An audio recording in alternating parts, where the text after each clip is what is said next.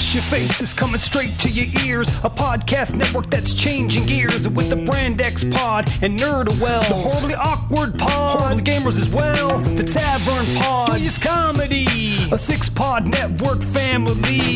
www.hushyourface. www.hushyourface. www.hushyourface.com. The Horrible Gamers podcast may contain content not suitable for all ages. Listener discretion is advised. Hi, this is Normie Late from Zombie Cast News. This is Scott Clark with the Gaming Outsider podcast. Hey, this is Sean Iams Fuller from Horribly Awkward. This is Matt Bradford with the No Sleep podcast. And you're listening to Horrible Gamers Podcast.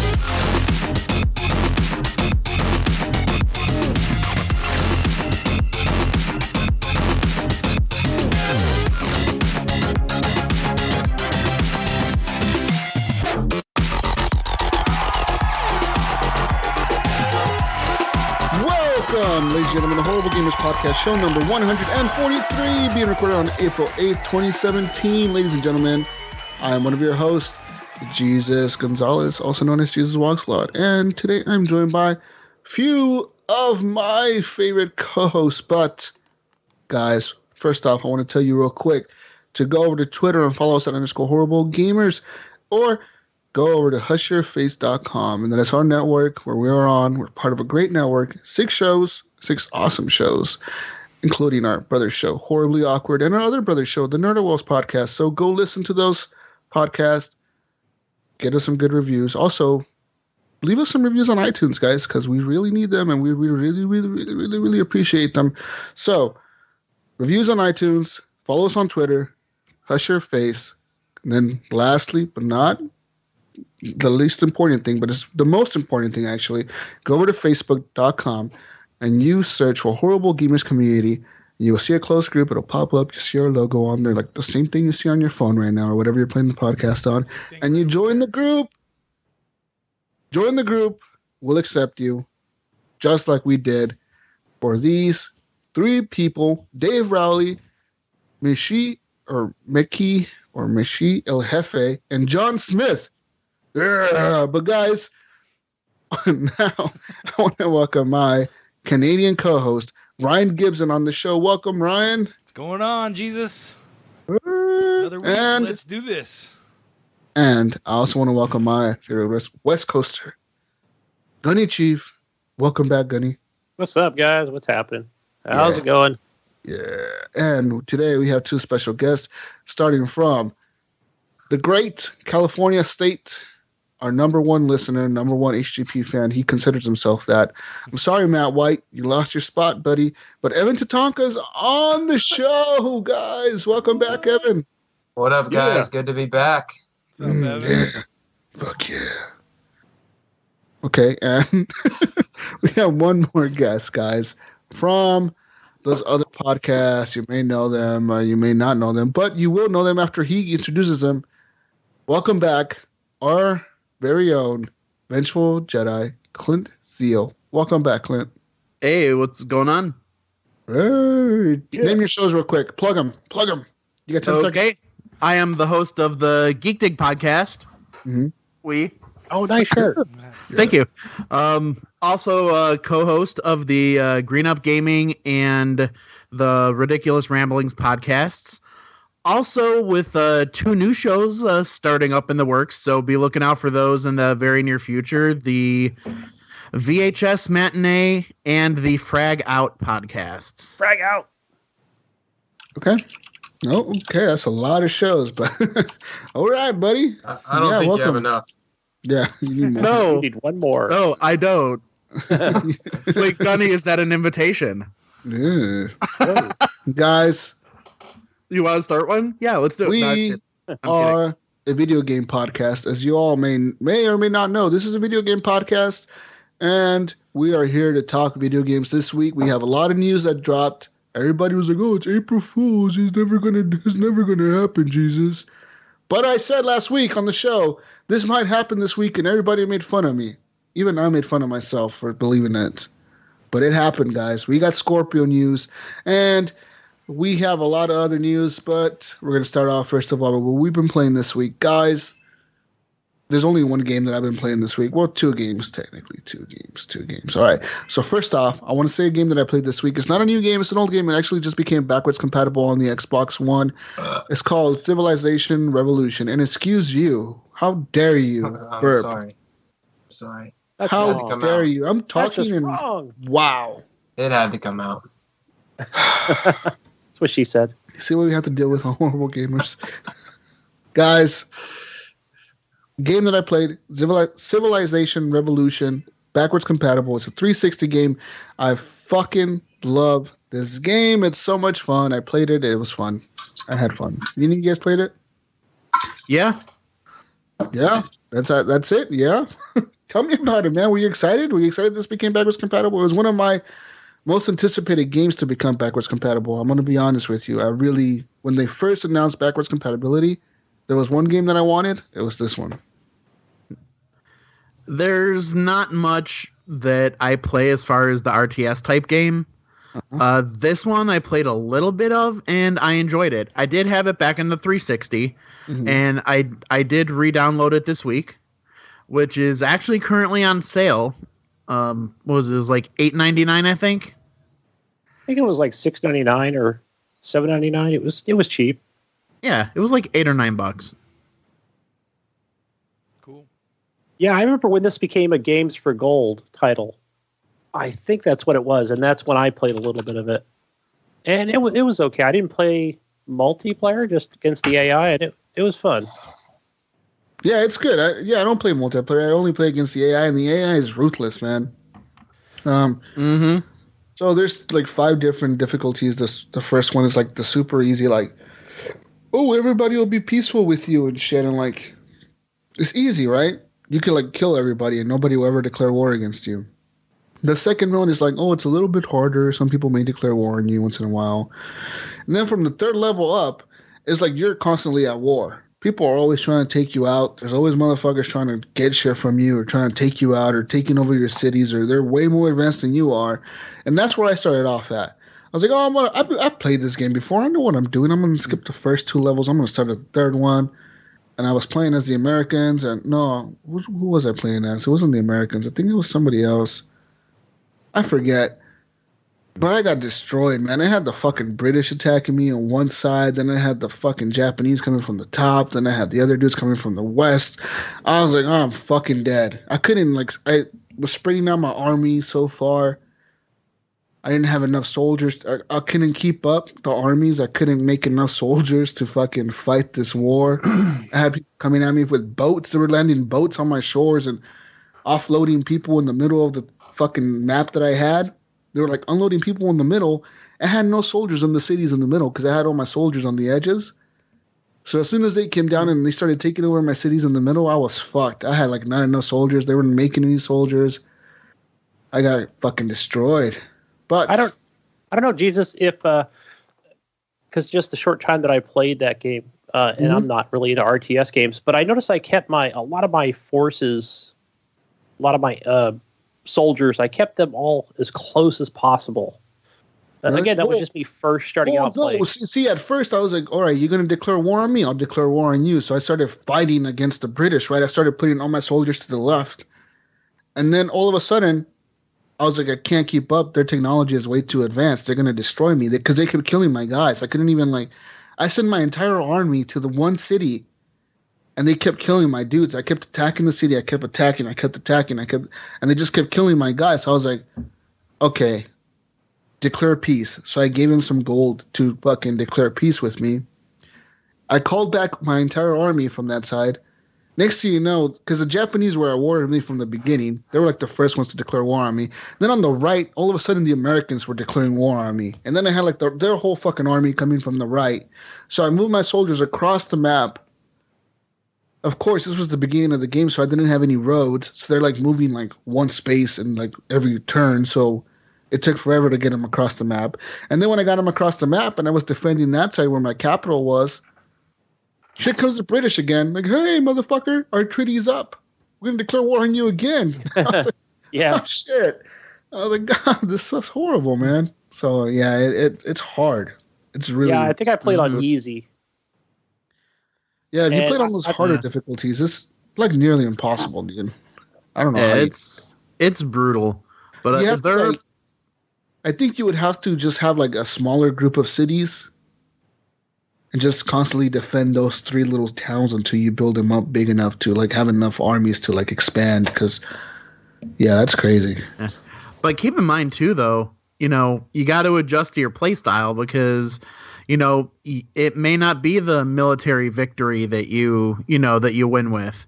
You could go for like the economic, for example, or, be the first one to, build that final wonder. Yeah. See, I've won before when I had it on the 360. I always used to win with technology. I used to always launch this habitation modules and all that shit and go to Alpha Centauri, and that's when you win with technology.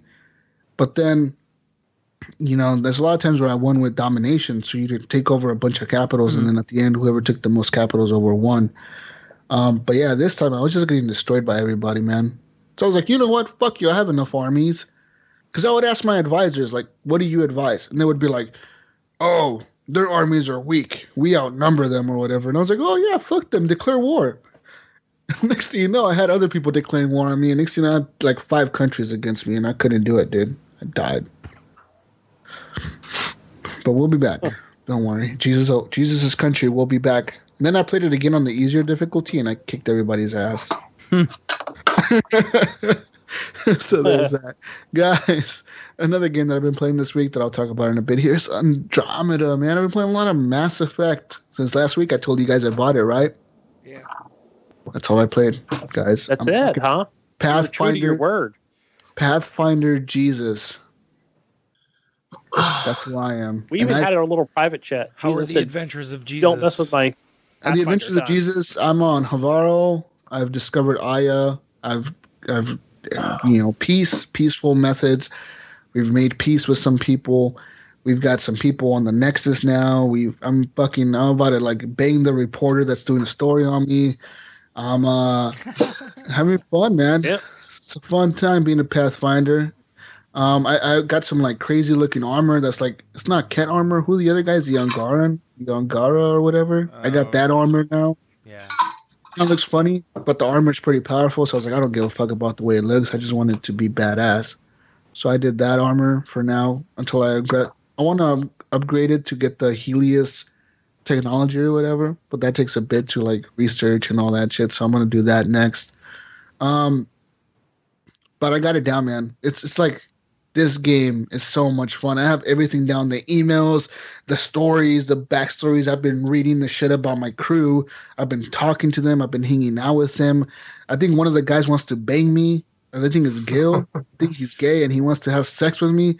But I'm like, dude, no, we're just friends, bro. We're just friends. No homo. And so there's that happening. He wanted to play poker with me, and but I'm like, dude, no, fuck you, dude. I'm gonna cheat because I have Sam in my head. My sister's still in a coma. I don't know what the fuck's going on with her. She's still in a coma. And yeah, pretty much, dude. It's pretty cool being a Pathfinder. You're an asshole, man. You didn't even go and check on your sister? Fuck her, dude. I checked on her and she's like, oh, I'm in my brain. And then I checked on her and then she was in her brain and I was like, I'm done, dude. Fuck you. I don't want to talk to you. She's fine, it sounds like. Yeah, she's fine. She's in her brain. She's being taken care of while I'm out there fucking killing aliens. Whatever. It's not a big deal. I'm killing aliens and shit, man. I'm trying to save the fucking galaxy here, and it's just more important than one person. All right. What do you got first? Oh yeah, by playing poker and getting hit on by dudes. Well, yeah, totally. It's how you save the galaxy. You fucking damn right. What else have I been doing? Yeah, man, I've uncovered a lot of the galaxy. I think I have. Like I said, I discovered Aya.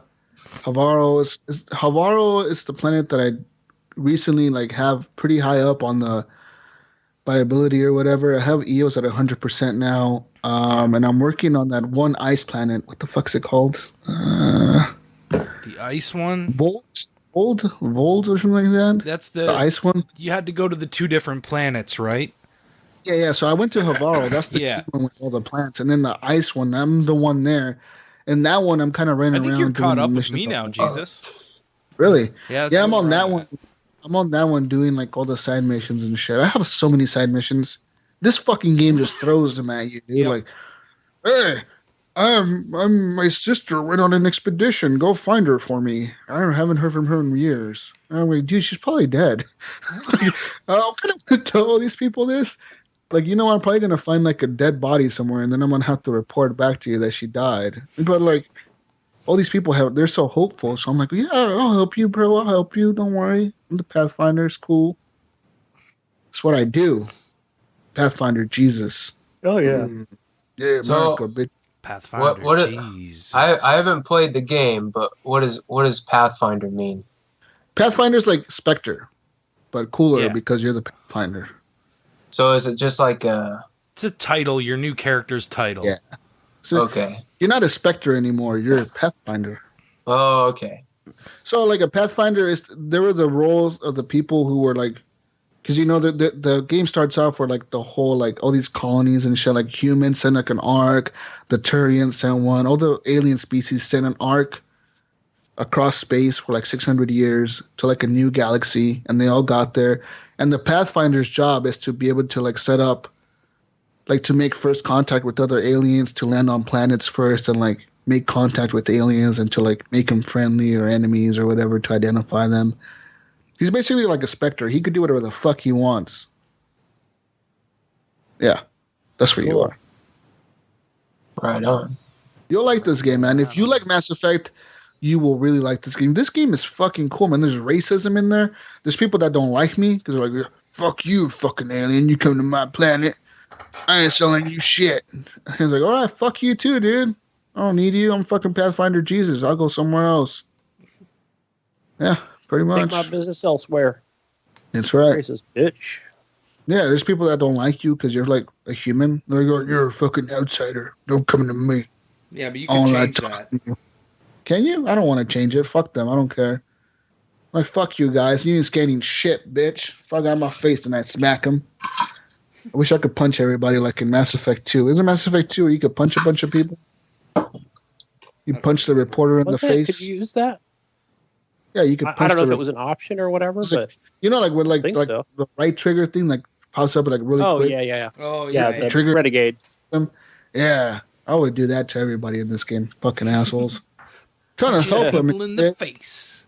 I'm trying to help them, and then all of a sudden they're like, "Oh, fuck you, man! I don't need your help." And I'm like, "Dude, you would have fucking died if I wouldn't have showed up.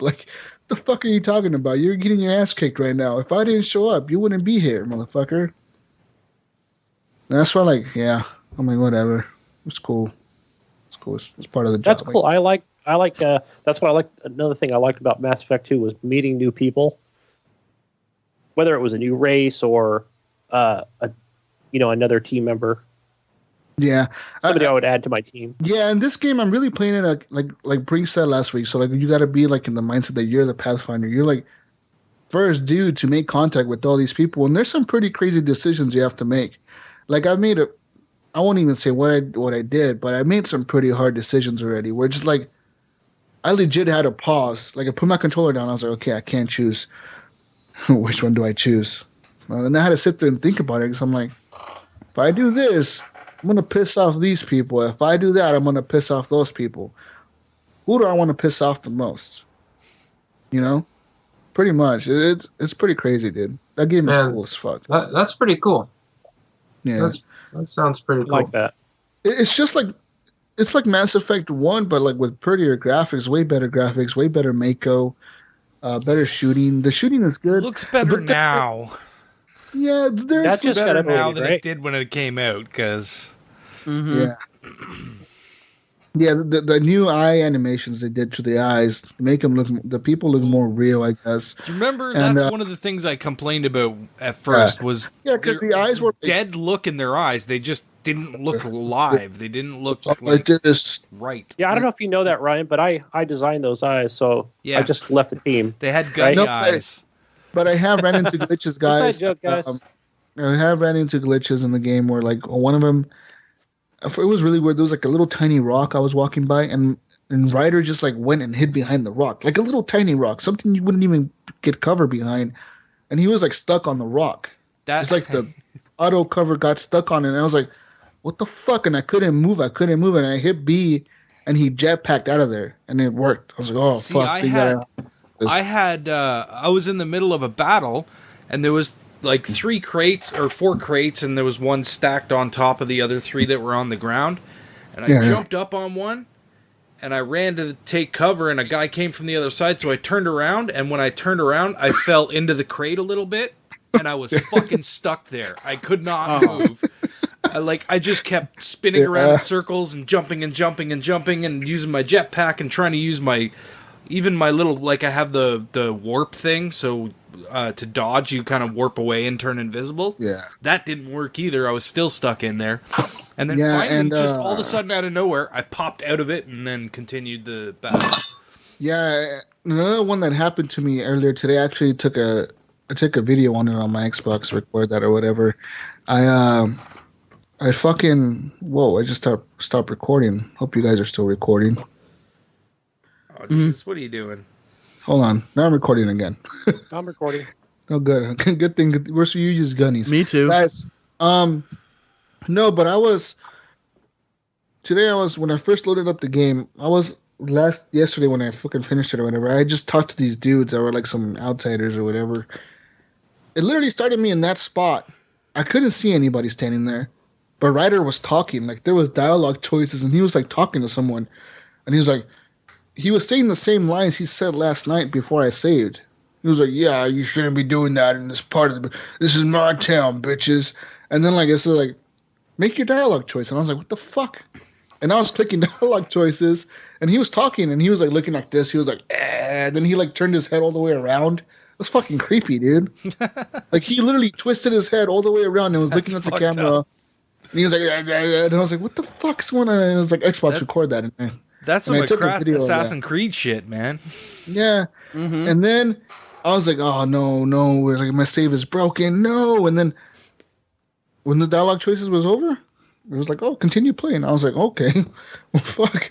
Good thing I did that. Just fucking and actually, before I stopped playing earlier today, before I went to go pick up my kid, I was playing it, and I was on Volt, and I had to like scan this meter right or whatever. Those enemies attacking us, and then so we killed the enemies, and it said like, oh, scan it or whatever. So I was pressing Y to scan it, and it was going really slow, like the slowest I've ever seen anything get scanned. Yeah. No, that was supposed to do that, Jesus. Okay, and all of a sudden, like 50 fucking dudes came at us. Because you're supposed to, you have just enough time to hold in between them coming again if you get the right timing. Yeah, I had that happen to me too. I was like, what the fuck is going on? And then I realized it after. I was like, oh, gotta hold down on this. Yeah, and I was doing that, but you know what happened to me, Ryan? I died right before I finished scanning. Yeah. So I finished scanning as I died. So my screen went to that death screen. You know, it says like load, resume, and whatever, exit to main menu. Yeah. So I saw that screen. I could still see the people moving on the screen. And then all of a sudden, like, Sam was talking to me. He's like, good job, Ryder. Now we have the information. What do you want to do with it? And I was like, what? I'm dead. What are you talking to me right now? It's like, how the fuck are you talking to me right now? And it like glitched on me, completely glitched. Like, it was, glitched. So I'm going to have to restart that. I know I will. And I'll probably be somewhere before that. Yeah. That I auto-save somewhere. That's the part about this game. I learned real hard that you have to save a lot because There was a fucking cat base that I had to attack, and I took down the shields. I did that. Then I went to the second part. I got killed. Had to restart all the way from the beginning. Yep. So here we go again. From the beginning. But in a battle like that, you can't save. Yeah, so I learned that the hard way. So in those battles, I learned that you just have to learn the strategy and how to beat it. You have to like move or keep moving, keep dodging, do this, send your squad to attack people. Yeah. And yeah, I did all that, man. That game is hard sometimes. Like I found the Mega Dude. I don't know if you know who I'm talking about, Ryan. Mega Dude on EOS. Yeah. Mega Dude. I found him, and I was not expecting that. I was like, holy shit, let's do this. And then, no, it was bad. Man, if I was in a video game, I'd want my name to be Mega Dude. Yeah, totally. That's Sunset Overdrive would make. But for real, Mega Dude was crazy, man. Yeah, that game was good. I just have so much fun with it, man. It's fun. There's glitches, like I said. But it's like, it's Mass Effect, dude. It's so Mass Effect. It's like you're meeting aliens, you're having fun with some of them, you're fucking some of them, you're killing some of them, and you're just running around doing shit that cool motherfuckers do on crazy planets on other galaxies. It's cool, man. It's cool. Yeah. So that's it? That's all you've been playing, Jesus? Literally. When I said I was going to only play Mass Effect, I ignored some of your guys' party invites. You, Ryan, I know you invited me a few times, and I ignored it. So I was like, no, this motherfucker's going to want me to play something else, and I ain't playing shit. I even been ignoring people inviting me to play Mass Effect multiplayer, because I'm like, nope. Playing the story. Fuck the multiplayer. I'm playing this story. This is my Pathfinder, motherfuckers. And, this is the first game that I've been playing through as a Mass Effect game. Now, as I'm playing it right now, I'm thinking to myself, I need to play this game again and completely go through it again to see what I've missed, because I know I have to have missed so much already. Even though I feel like I'm doing everything I can on the planet, like all the side missions that I possibly can, I know there's stuff that I'm still missing. It's probably hidden somewhere, because those maps are big, dude. Yeah. They are fucking big. I was like, fuck, EOS was huge. Yeah. That Mass Effect. Sorry, guys, if I did any spoilers. I don't care. No, not at all. Mass Effect Get me all excited, man. I want to play it. Play it, man. Like, man, if you're a fan of Mass Effect and you just like RPGs, dude, play this game as a hardcore RPG. You'll fucking love it. It's not like The Witcher. It's nothing crazy like that. It's just, this game is good. It's a good game. I know people are hating on it because the animations, the facial animations, this and that, blah, blah, blah. But I'm like, who gives a fuck, man? Just enjoy the fucking game for what it is and enjoy the story. It's a cool fucking story. Like, you're the Pathfinder, dude. You're going to a new galaxy. Crazy shit happens. People are suffering, and you're there to help. Yeah. Don't look so tired, Gunny. Shit. Woke up. But yeah, that's all I've been playing, guys. What have you been playing, Evan? Tatanka? Well, this past week, I've been... I finally went back to Battlefield 1, playing the campaign. Wow. No, you can't talk about this game. We're not talking campaign about here. Are you playing the campaign? I mean, how far are you in the campaign? Are you like done with it, or like? I'm like halfway through. I finished that the pilot mission. That was pretty fun. I like that one. That's a cool story. Like the dude gambled his way on or whatever. Yeah. I really like that one. But yeah, that's because I never played the campaign. I think once I got it, I rushed into the multiplayer because I didn't start that game until it must have been like a couple of weeks after it came out. So I was trying to catch up to all my buddies, in multiplayer, and I kind of just played that first campaign mission that it has you do, and then but yeah, I'm going through the campaign this past week. It looks pretty good. I was pretty surprised. Like, damn, it looks good. Yeah, Battlefield and have you bought the new DLC, the premium DLC or whatever? No, I haven't. That DLC I think I will. Man. It's good. That game is good as fuck. It's a beautiful game, especially when you're playing the multiplayer, dude. Mm-hmm. You just gotta look at your gun, it gets all muddy and shit. You're like, whoa. Yeah, I think I will get I will get the DLC. Maybe after I finish the campaign. Get premium. Yeah. Yeah, really, just Battlefield. I've just been doing one of those what war stories. That's what they're called. Yeah. Yeah, I've been doing I think I did one of those a night the past couple of days, so it was pretty cool. What's your favorite mode on Battlefield? I like is it Conquest? I think it's Conquest, right? The standard one. I think that one's my favorite. Just playing Conquest. I suggest you go and try out the operations. I haven't tried that yet. And even in the new mode, or if you haven't tried them, you'll probably like them because they're sort of like Conquest, but they're more objective based. They kind of force you to focus on 2 objectives, and they make your whole team focus on those objectives. One team's defending a certain objective, the other team's attacking those objectives. And it's kind of it's more like a Rush. If you ever played Rush in the other Battlefields, it's like that kind of where you're blowing up the 2 bases and then pushing them back, blowing up the 2 bases and pushing them back. But the thing is, when you go too far, it'll say, "Hey, go back to where you're supposed to be." But with this one, it's cool. But they added a new mode in the DLC called Frontlines. It's the same thing kind of where you push forward, you capture the base, you push the enemy back or whatever. But in the new one, the enemy can somehow rally back if they want to. They can get all together and run back. And if they're able to take over that base again, then you get pushed back again. So it's like a tug of war in that one. That one's pretty cool. That one can last forever. I literally played when that mode first came out, I played an hour and a half match. One match, an hour and a half. Damn. Long. Yeah. That was a long fucking match. And I played that from the beginning, for an hour and a half. It just wouldn't end. It just never ends. It ends until somebody pushes the other team all the way back, which could be forever. They pushed us all the way back to our base, then we fucking rallied back and pushed them all the way back to theirs, and they pushed us back to the middle, then we pushed them back to theirs. It gets fucking crazy. But yeah, it's a cool mode. You'll like it. Yeah, I'll definitely check that out. But yeah, just Battlefield 1 for me. Yeah. All right. Clint, other guests, tell us what you've been playing, sir. Okay. Well, I too played just a little bit of Battlefield 1. Okay. Me and my buddy Cody went through the rest of the Gears of War 4 campaign. Completed that. Kind of.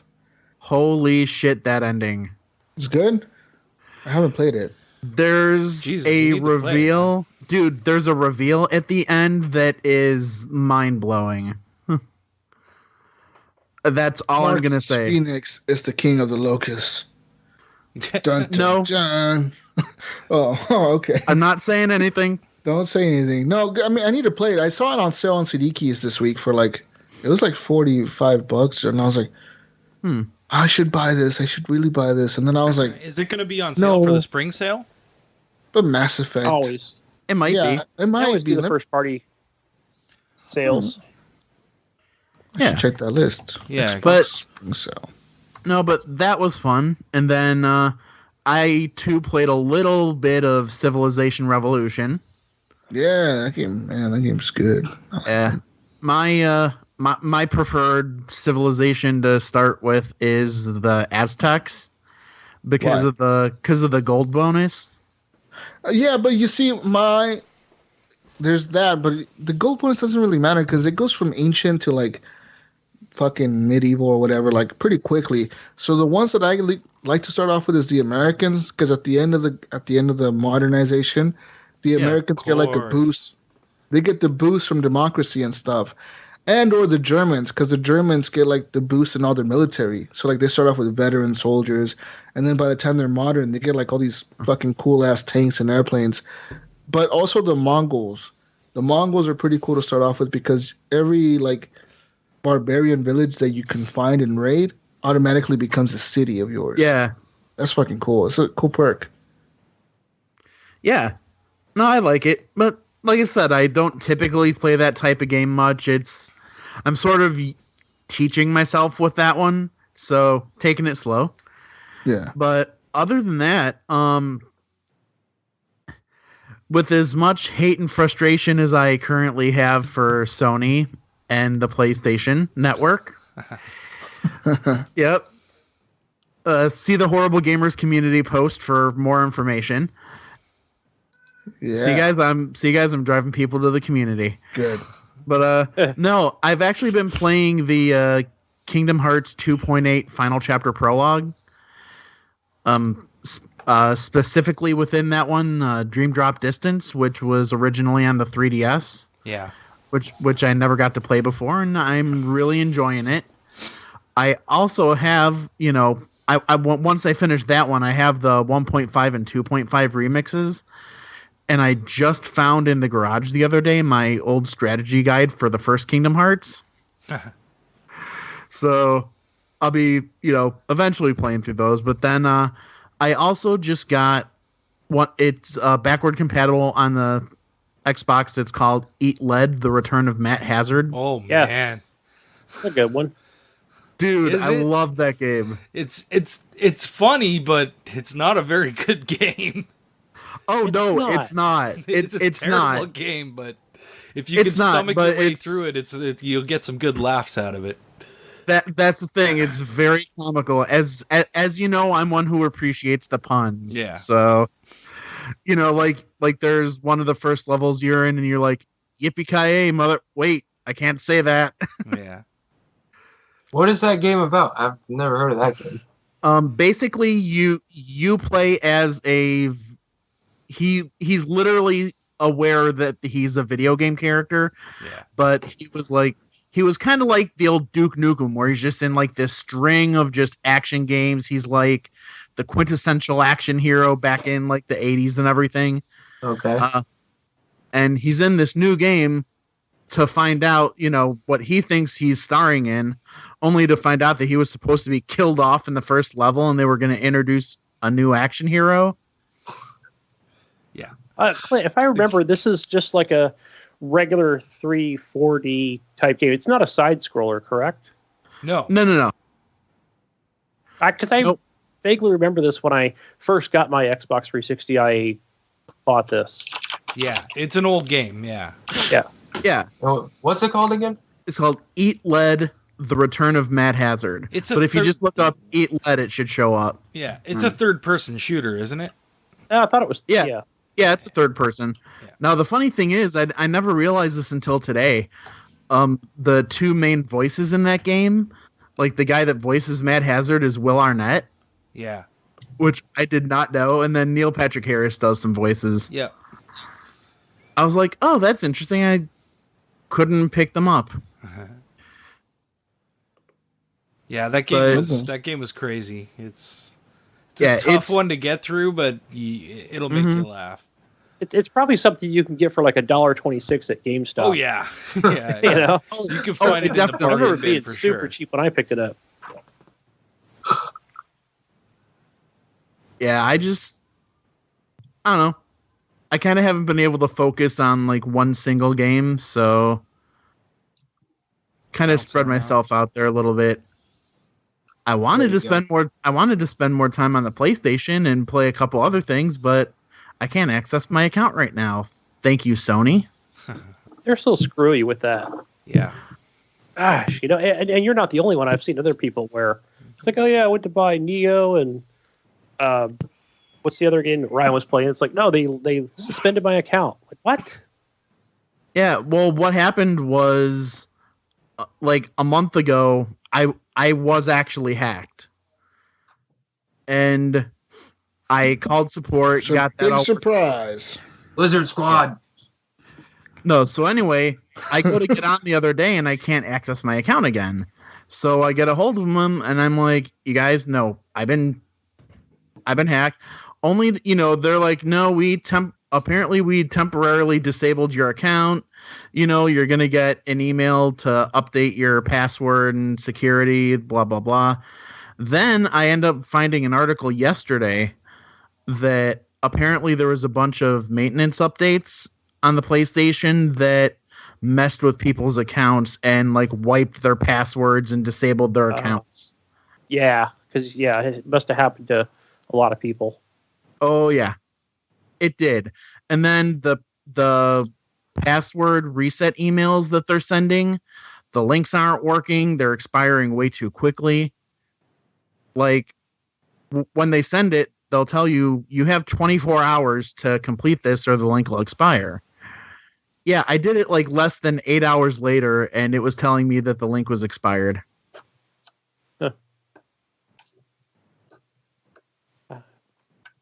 Security sucks over there. Yep. Otherwise, I was looking forward to playing a couple other things on the PlayStation, but oh well. I got my trusty Xbox. Yeah. Gunny, sir, want to know what you've been playing this week, man? I have been playing nothing this week. I've been so busy just working. I only played a little bit of Wildlands. Ghost Recon. Okay. That was about it. You're still on that game, huh? I'm still on it. And it seems like, a lot of friends are up. Still a lot of people playing it. That's what I was going to ask. Yeah, I think they've kind of moved on to play other things, but play Mass Effect. I want to play Mass Effect, man. I just, it's more about the time than the money thing. Get it. I think I'm just going to buy it on PC tonight and play it. Get it on PC Master Race. Yeah. Get all the on Xbox, and then we can play multiplayer together. Yeah, we could. But then I wanted the best looking version. Oh, here we go. PC Master Race. Wait until Project Scorpio comes out. PC. Yeah, wait till Project Scorpio comes out. 6 teraflop power, buddy. Yeah. So, I'm like 50-50 on that, Ryan. Xbox or PC, so. Yeah.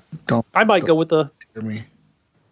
It's not bad played on the TV, but yeah, it's inferior. It's inferior to my PC. Yeah, like the only thing I've played is like just some boring ass mobile games. I'm hoping that the PC version breaks. They patch it and something breaks, and then you won't be able to play it.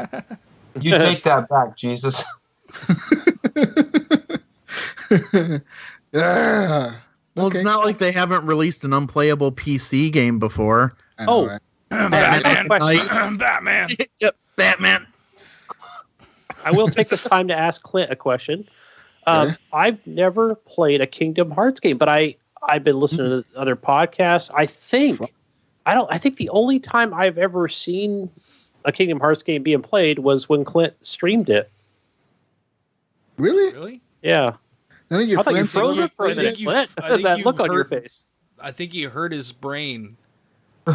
You okay there, Clint? I'm trying to process. Oh, okay. Listen, I skipped a generation, probably due to career or whatever, but I pretty much went from the PlayStation 1 to 360, an Xbox 360 2 years into its cycle. So that's a big jump, dude. You skip the PlayStation 2, the Xbox. Yeah. Well, I never owned a Xbox PS2 either. That's why I didn't really play much of the Kingdom Hearts stuff. I have played it before, but not a lot of it. They bounced around all over the place with the consoles. I mean, it never really stuck to one console. Yeah. I mean, it never came to Xbox, though. Not until Kingdom Hearts 3, whenever that eventually comes out. If it comes out at this point, I'm starting to doubt.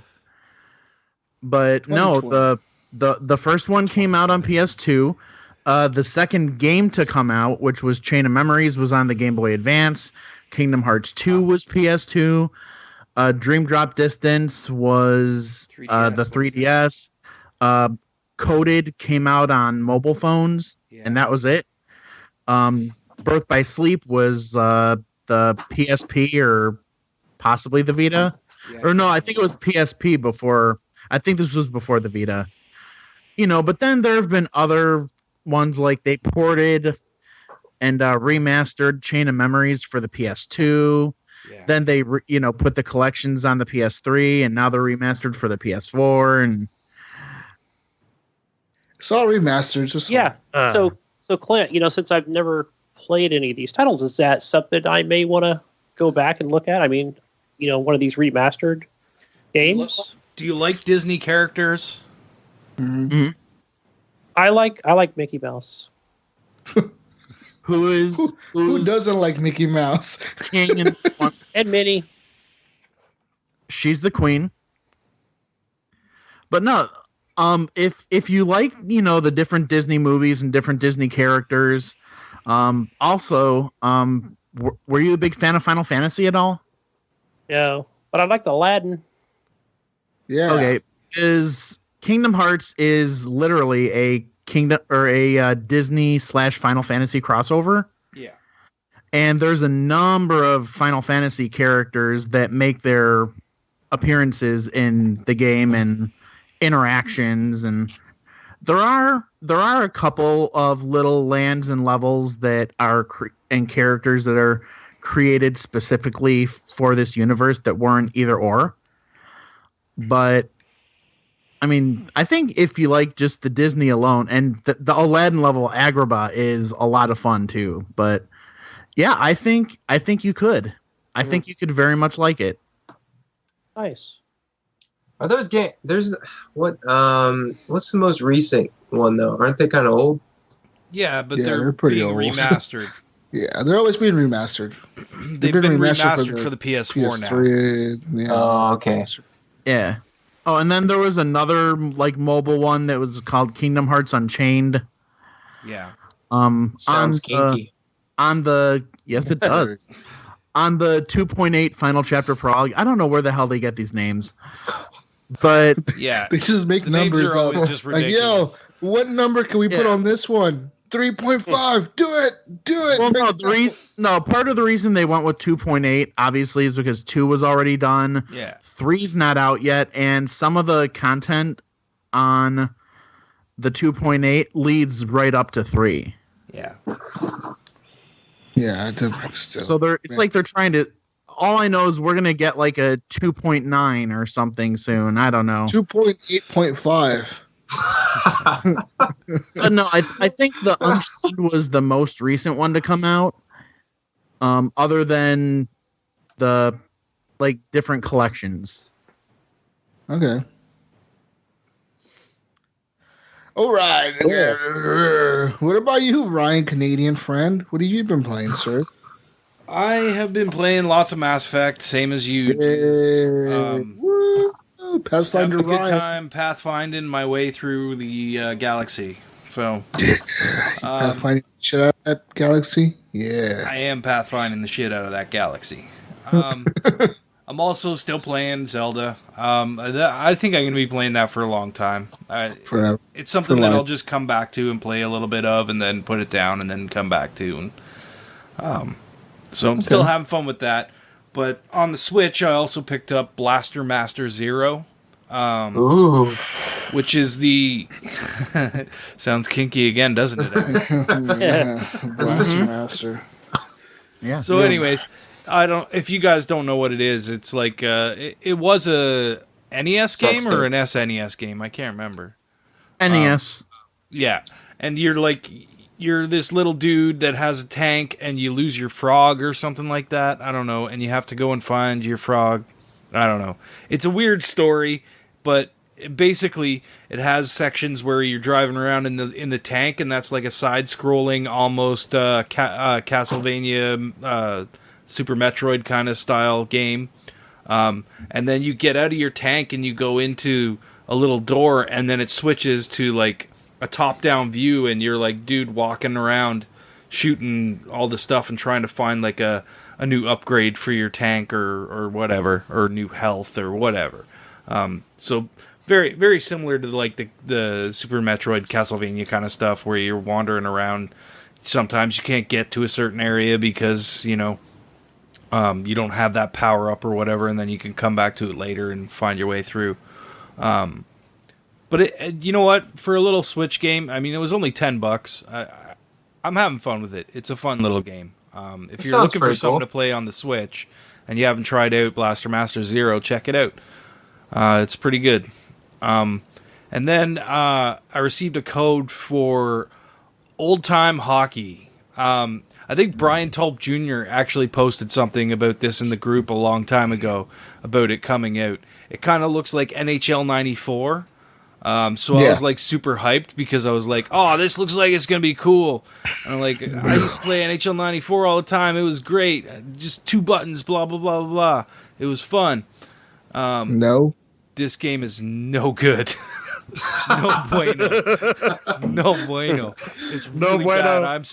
I'm so sorry, but I'm so glad I got a code for this, because if I would have bought it, I would have been pissed. It's just how much is this game? Kind of poorly done. I'm not sure, because I didn't check before I downloaded it. Now that I downloaded it, it won't tell me the price. I'd have to look it up. But I think it's like $10 or $15. I don't know.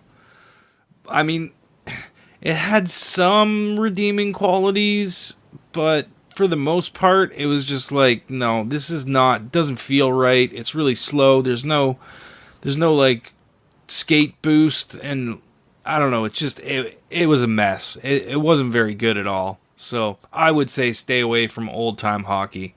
It was a good idea that went wrong. And that's all I've been playing. What did you play that game on, Ryan?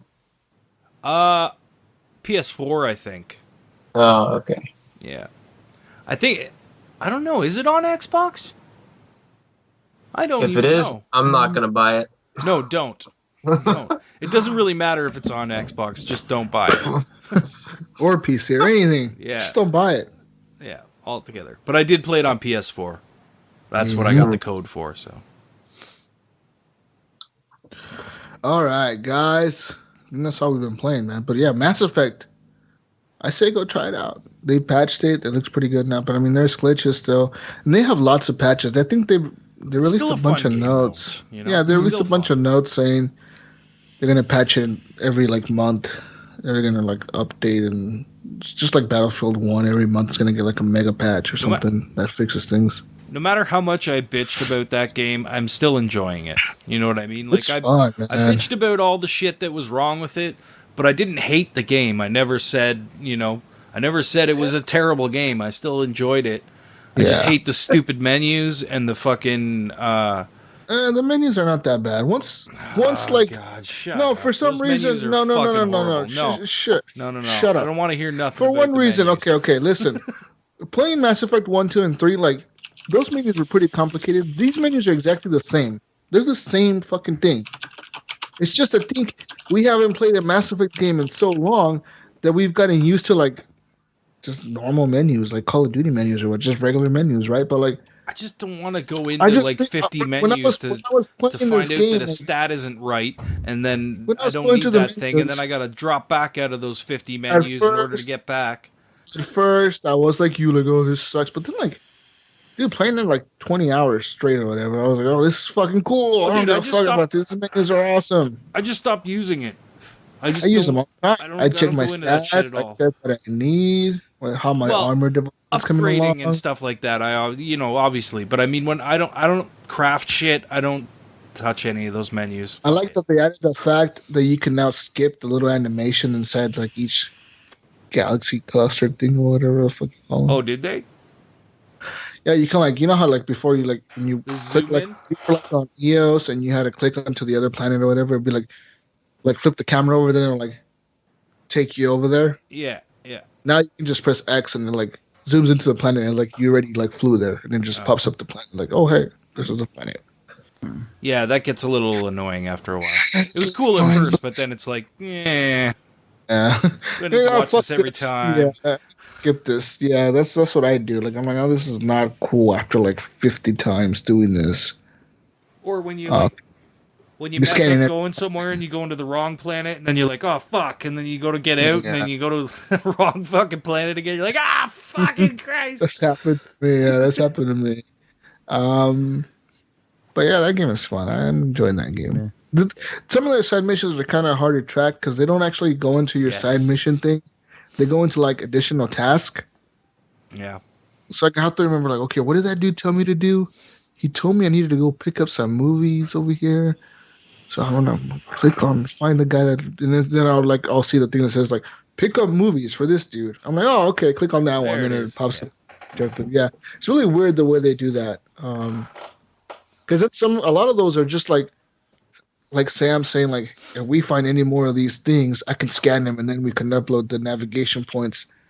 But then like you click on that mission and nothing on your HUD pops up to like, you know how usually like if you click on the mission, the thing pops up on your HUD like what direction to go to, and it shows up on your map where to go. Sometimes where Sam asks you to like scan like 50 things. Yeah, they're not. It doesn't show you. It doesn't show him at all. You're just like, you fuck, I gotta watch for the things to pop up where it's like it starts beeping, and then you gotta do the scan. I see that. Yep. So as you're running around, you'll come across some of that stuff, like the memories that you have to find and stuff like that. Yeah, I'm Pathfinder Jesus. Don't worry, I got this. Yeah. Guys, real quick, want to talk about some news. Whoa. I'm interested in what Gunny played this week. He already said. Did he? Didn't play. Yeah. Yeah. Boo. Other than Wildlands. Just a little Wildlands. And by the way, Ryan, that old time hockey was $12. Was it 12? There you go. Yeah, and it's currently on PS4 and Steam. It says coming soon to Xbox One and the Switch. They should just not do that at all. $12 too much. Yeah. By the way, Eric has been playing Gears of War 4, guys. Just letting you know. Yeah, just for all of you that were curious, Very as to what he was playing. Yeah. Shocker. Eric isn't here this week, but if he's you guys playing right now, look, he's online playing Gears of War 4. Actually, me, him, and Normie did play a little bit of Horde. Of course you do. You guys are always playing. He always plays Gears. That's like the only game Eric owns, I think. It's just Gears. He never No, plays he other owns games. Battlefield 1 as well. I know that much. Uh-huh. But he doesn't try any other games but Gears. It's like, I have 50 games to play. What game should I play? Oh, Gears of War is right here.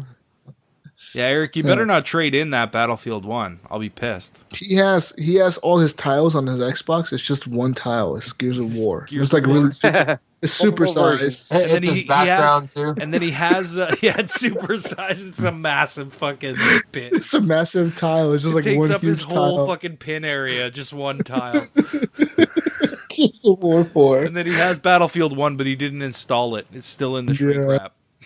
And then he has the other Gears of War, the what's the remastered one? He has that one like on a little tile on the bottom. Little tiny tile, yeah. Up in the corner. So yeah, I'll play that one once in a while. Yeah. Mhm. And he probably does have all of the other backward compatible ones downloaded too. They're already Guys. worn out. Like 2, 3 in Judgment. Yeah. Let's talk No, he news didn't real install quick, them guys. because they're all on disc. He has them all on disc. Ah. Leave Eric alone, guys. Leave him alone. Guys, let's talk No, news let's real pick on quick. Eric more. It's fun. If you are an EA Access subscriber, not EA, is it EA Access? Is that what it's called? Yeah, EA Access on the Xbox One, which is exclusive to the Xbox One, actually. Or PC Origin is called Origin Access. But if you are an EA Access member or an EA Origin Access member, is it Origin? I don't know what the fuck it's called on PC. EA something like Orgy. EA Origin on PC and EA Access on Xbox. It's an orgy up in that. here. Whatever. If you're part of those things, you may want to check your front doorstep because FedEx may be dropping off a package for you that includes a hard drive, a 2 terabyte Xbox One hard drive. EA. So, Hey, EA, where's my hard drive? 4 months of EA Access, like 4 separate codes you can add onto your account or give away for free. I think it also comes with copies of other things, some other shit in there, some goodies or whatever. But yeah, they're sending this out to members of EA Access that have been with them since day one and loyal members. So I'm assuming they won't send one to me because I canceled my subscription like in January. Then I renewed it for Mass Effect. Yeah, they won't be sending one to me. Yeah, but I didn't get one either. I wanted to text the wife on Neither. Friday. And I was need out. a hard I'm like, drive. FedEx come by. But it is true thing because some of the people from this Xbox Live in their community have gotten them. Yeah, I saw some have- post over there. I'm on Twitter, people posting them on Twitter and stuff. So it seems like it's a legit thing. And this cool thing is EA Access didn't mention it. Like they don't even send you an email if they're sending you one. They just send it to you. Man, that's pretty cool. cool. Yeah. That's pretty cool. Yeah.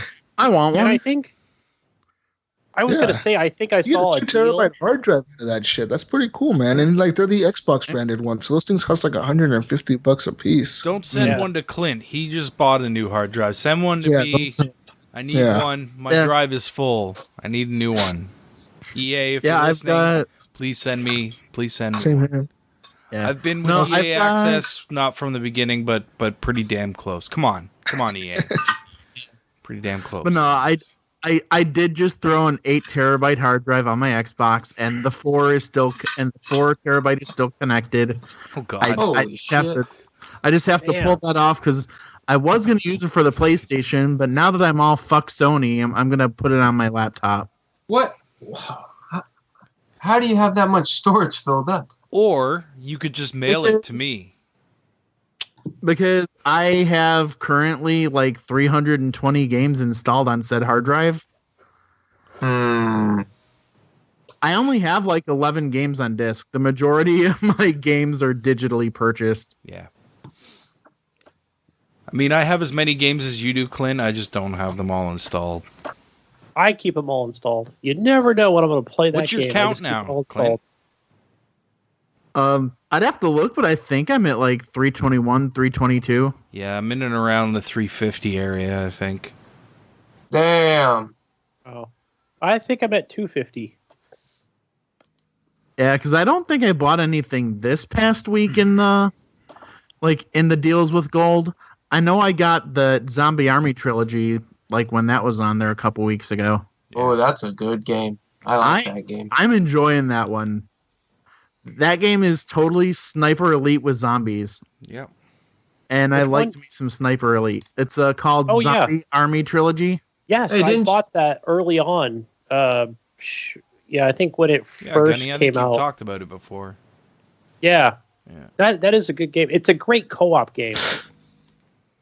I have yet to try the multiplayer. Where do you have it on, Gunny? Do you have it on PC? I have it on Xbox One. And it's super cheap. I think you can get it for super cheap for PC, but since I already had it on Xbox One. It's fun co-op. I got that on PC. Guys, the Red Day party is still going on. Yeah, man. Shit. Party on, man. I was going to say with that the EA music access, is really loud, and it's like 1:30 in the morning here. Jeez. Got a party all night, man. That EA access, I think I saw a deal. It might have been through the IGN deals that I got the email from. But I think it was like $22 or whatever for the whole year. I could be wrong, but or it was like $30. What is it normally? 40, I think. I think it's 30 for the year. 30 for the year. I saw it for like $22. I'm like, that is like a steal. Especially, with some of these trials you can get now. Gunny, do you Mass Effect? Do you have EA access? You do, right? I've bought it from since beta. I've had it since then. I literally got it like within the first 4 hours. So where's my hard drive, EA? Bring it on. But yeah, I highly recommend that for Xbox One owners. I need to switch my subscription because when I first tried it, I was just going to try it for the 1 month. And then I ended up keeping it, but it's doing the $5 a month. I need to actually switch that over so I can save myself some money. Yeah, he should probably do that. Go to CD Keys or one of those Newegg. Always look for a deal. It's like $22. And that's for a whole year. Awesome deal. Yeah, guys, more news. More news. Terraria Otherworld, a spin-off PC game of Terraria back in 2011, has now severed its ties with its publisher, Engine Software, which is a Dutch publishing company. And they said, you know what, fuck these guys. So Relogic is the company developing the game. They said, you know what, we're working on this game. These guys want us to release it. We don't think it's done. We don't believe it's done. We don't see it like as we want to see it, all the way through. So we're not going to fucking compromise that for some publisher. So fuck them, they said. And they went on their own way, basically.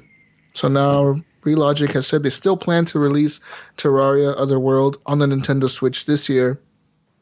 But they're not 100% sure when that will happen. Also, there's another team they took under their wing, Pipeworks, which is another development team, was working on a mobile version of the game, and they just said, you know what, come join our team. We're going to get the Switch version out first. Let's do this.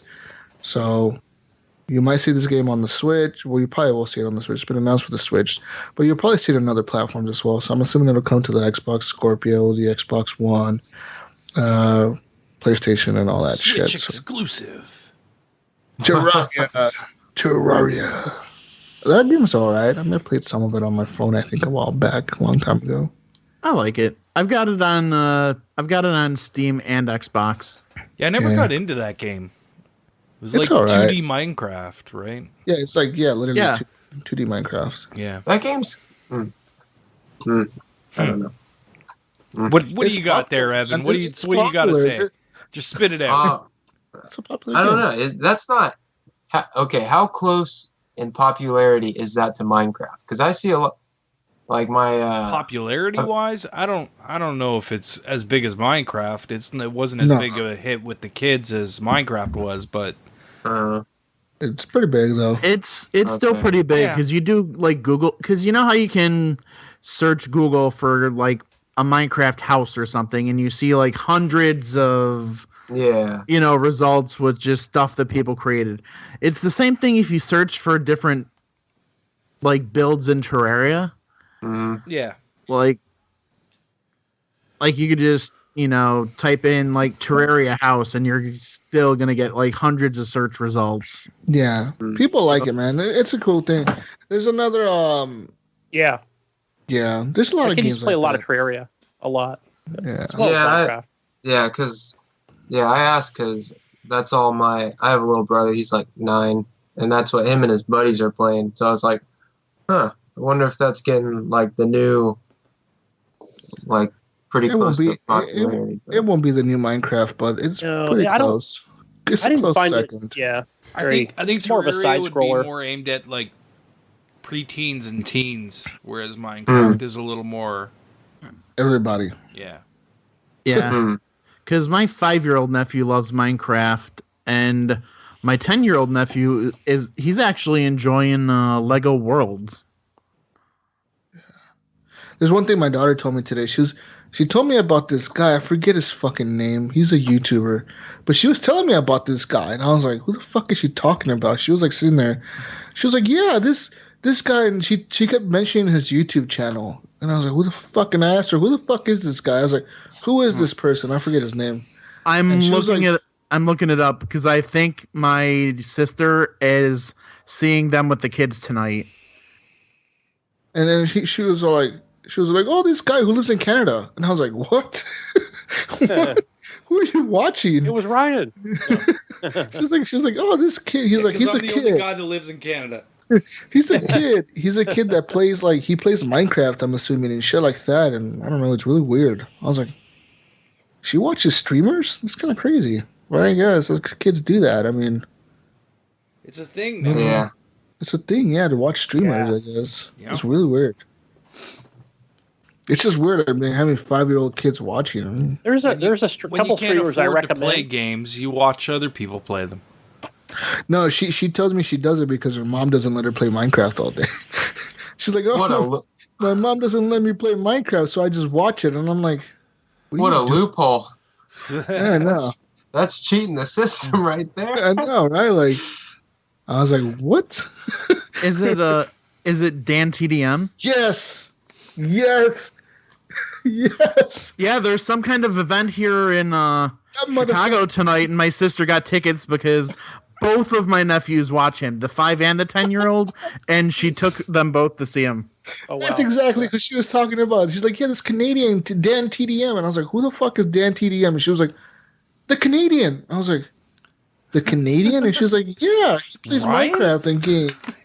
And I was like, the Canadian? I was like, the only Canadian I could think of is Ryan. I'm like, Canadian. It would have been Matt Bradford, all right? He's Canadian, too.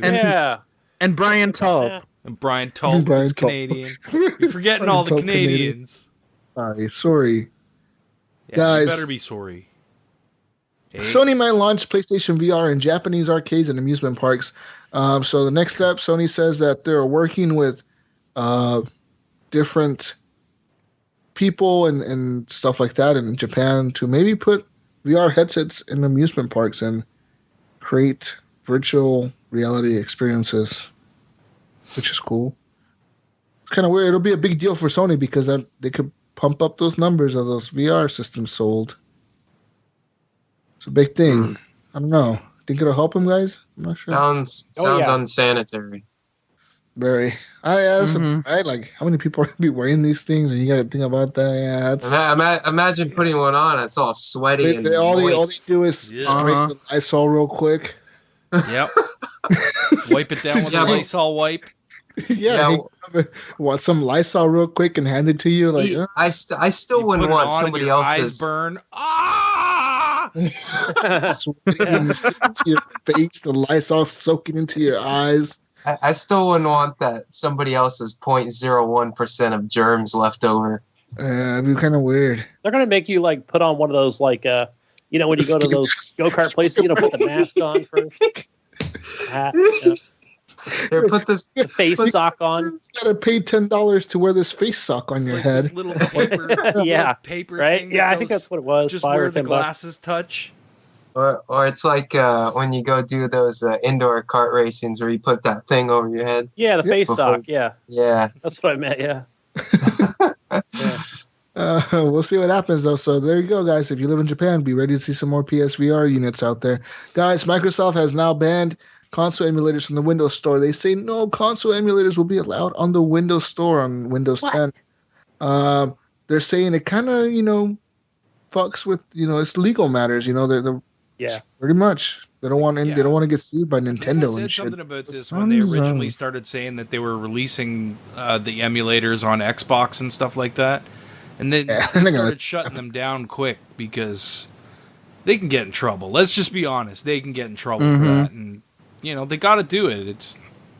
They don't really have a choice. Yeah, and it's not even completely the discretion of the console developers. So it's not like it's going to be just Nintendo, because there was a guy that I'd been following on YouTube who was like remastering and recreating the original Castlevania, and it was actually Konami that slapped him with a cease and desist. Wow. So yeah, we don't know what happens. Guys, I got some news for you. CD Projekt Red, the makers of The Witcher, and the guys working on Cyberpunk 2077 have now trademarked the word cyberpunk. So, and they actually got the approval. They are now the owners of the term cyberpunk. That means you cannot name your podcast cyberpunk. You cannot name a game cyberpunk. You cannot call a game category cyberpunk anymore, because they own that. They said the reason they're doing that is because Cyberpunk 2077 is such a massive project for them, and they've invested so much and so much work and so many resources into making it the best game they possibly can, that they need to make sure that the only people that can use Cyberpunk in the title is them. It's kind of a weird reason to trademark. I mean, it's kind of weird, right? I mean, you trademark like a term for a game style. I find that a little weird. Yeah. They've tried to. I do, because a lot of games, we tend to describe games like, oh, what does that game look like? Well, it's kind of cyberpunky, like Cyberpunk. You have to pay $1 every time you say something. We're getting sued by CD Projekt Red now. Yeah, sorry, this is all trademark CD Projekt Red. They own those words. We're sorry, CD Projekt Red. We're just saying them. They own the words. We just say this is news, okay? We got free speech rights. We're trying to read this article. Please don't sue us. Yeah. And I know some people with indie comics where their comics are labeled and classified as cyberpunk. Yeah. That's gonna be not weird. Anymore. Yeah, that's gonna be weird. Yeah. What else we got, Jesus? So CD Projekt Red now owns Cyberpunk around the world, because they've had a patent on the word, or trademark on the word, in the United States since like 2012. So before they announced the game, actually. Well, I don't mean to drag this on, but what's the reasoning behind getting that like? They don't want other people naming games like Cyberpunk instead of 2077, Cyberpunk 2012, Cyberpunk 2017. They don't want people stealing their fucking idea and like getting hype off of that. Like, oh, there's a game coming out called Cyberpunk 2017. Is it related to Cyberpunk 2077? Or, like, they don't want that. I remember that, yeah. Pretty much. Well, guys, I want to move on, and we're going to talk about the biggest news this fucking week. The biggest news. Like, everybody called me dumb. Everybody, oh, this April Fool's, Jesus. It never going to happen. Guess what, fuckers? I didn't call you dumb. Guess what? I called it something else. Yeah, you did, you asshole. Project Scorpio tech specs have been unveiled. Pretty much, we know basically everything the system can do, the power it has, what it can't do, and how many teraflops it really has.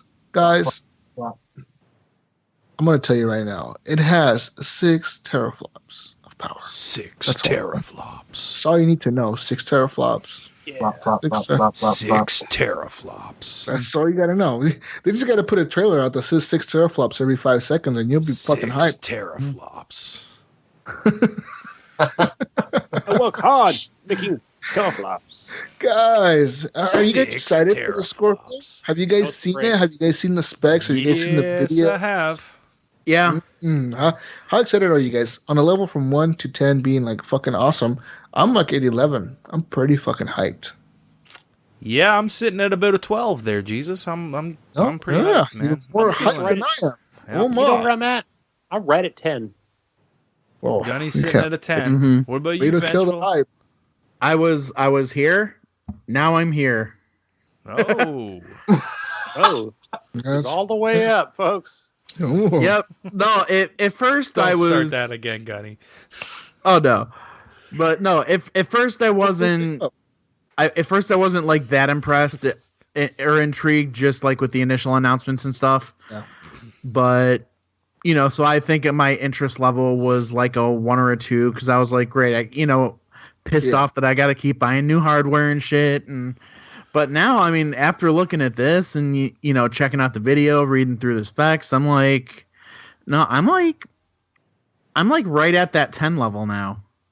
Yeah, it's pretty hyped, dude. I mean, I was same with you in the beginning. I was like, do we really need a new system? Do we really need this? After seeing the specs and the possibilities of what this console can bring for the Xbox consumer, the Xbox user, I'm fucking like, yeah, I'm on board. Fuck yeah, let's do this. Evan, are you hyped, my friend? Are you fucking excited for this? Yeah, I'm still in the dark. I haven't really. Yeah, I'm way to kill the hype. I know. Here comes the hype killer, guys. Here we go then. Evan, here's what we do. Have you seen anything at all? No. So you don't even know dark. specs or anything like that, right? Other than 6 teraflops. That's all I know.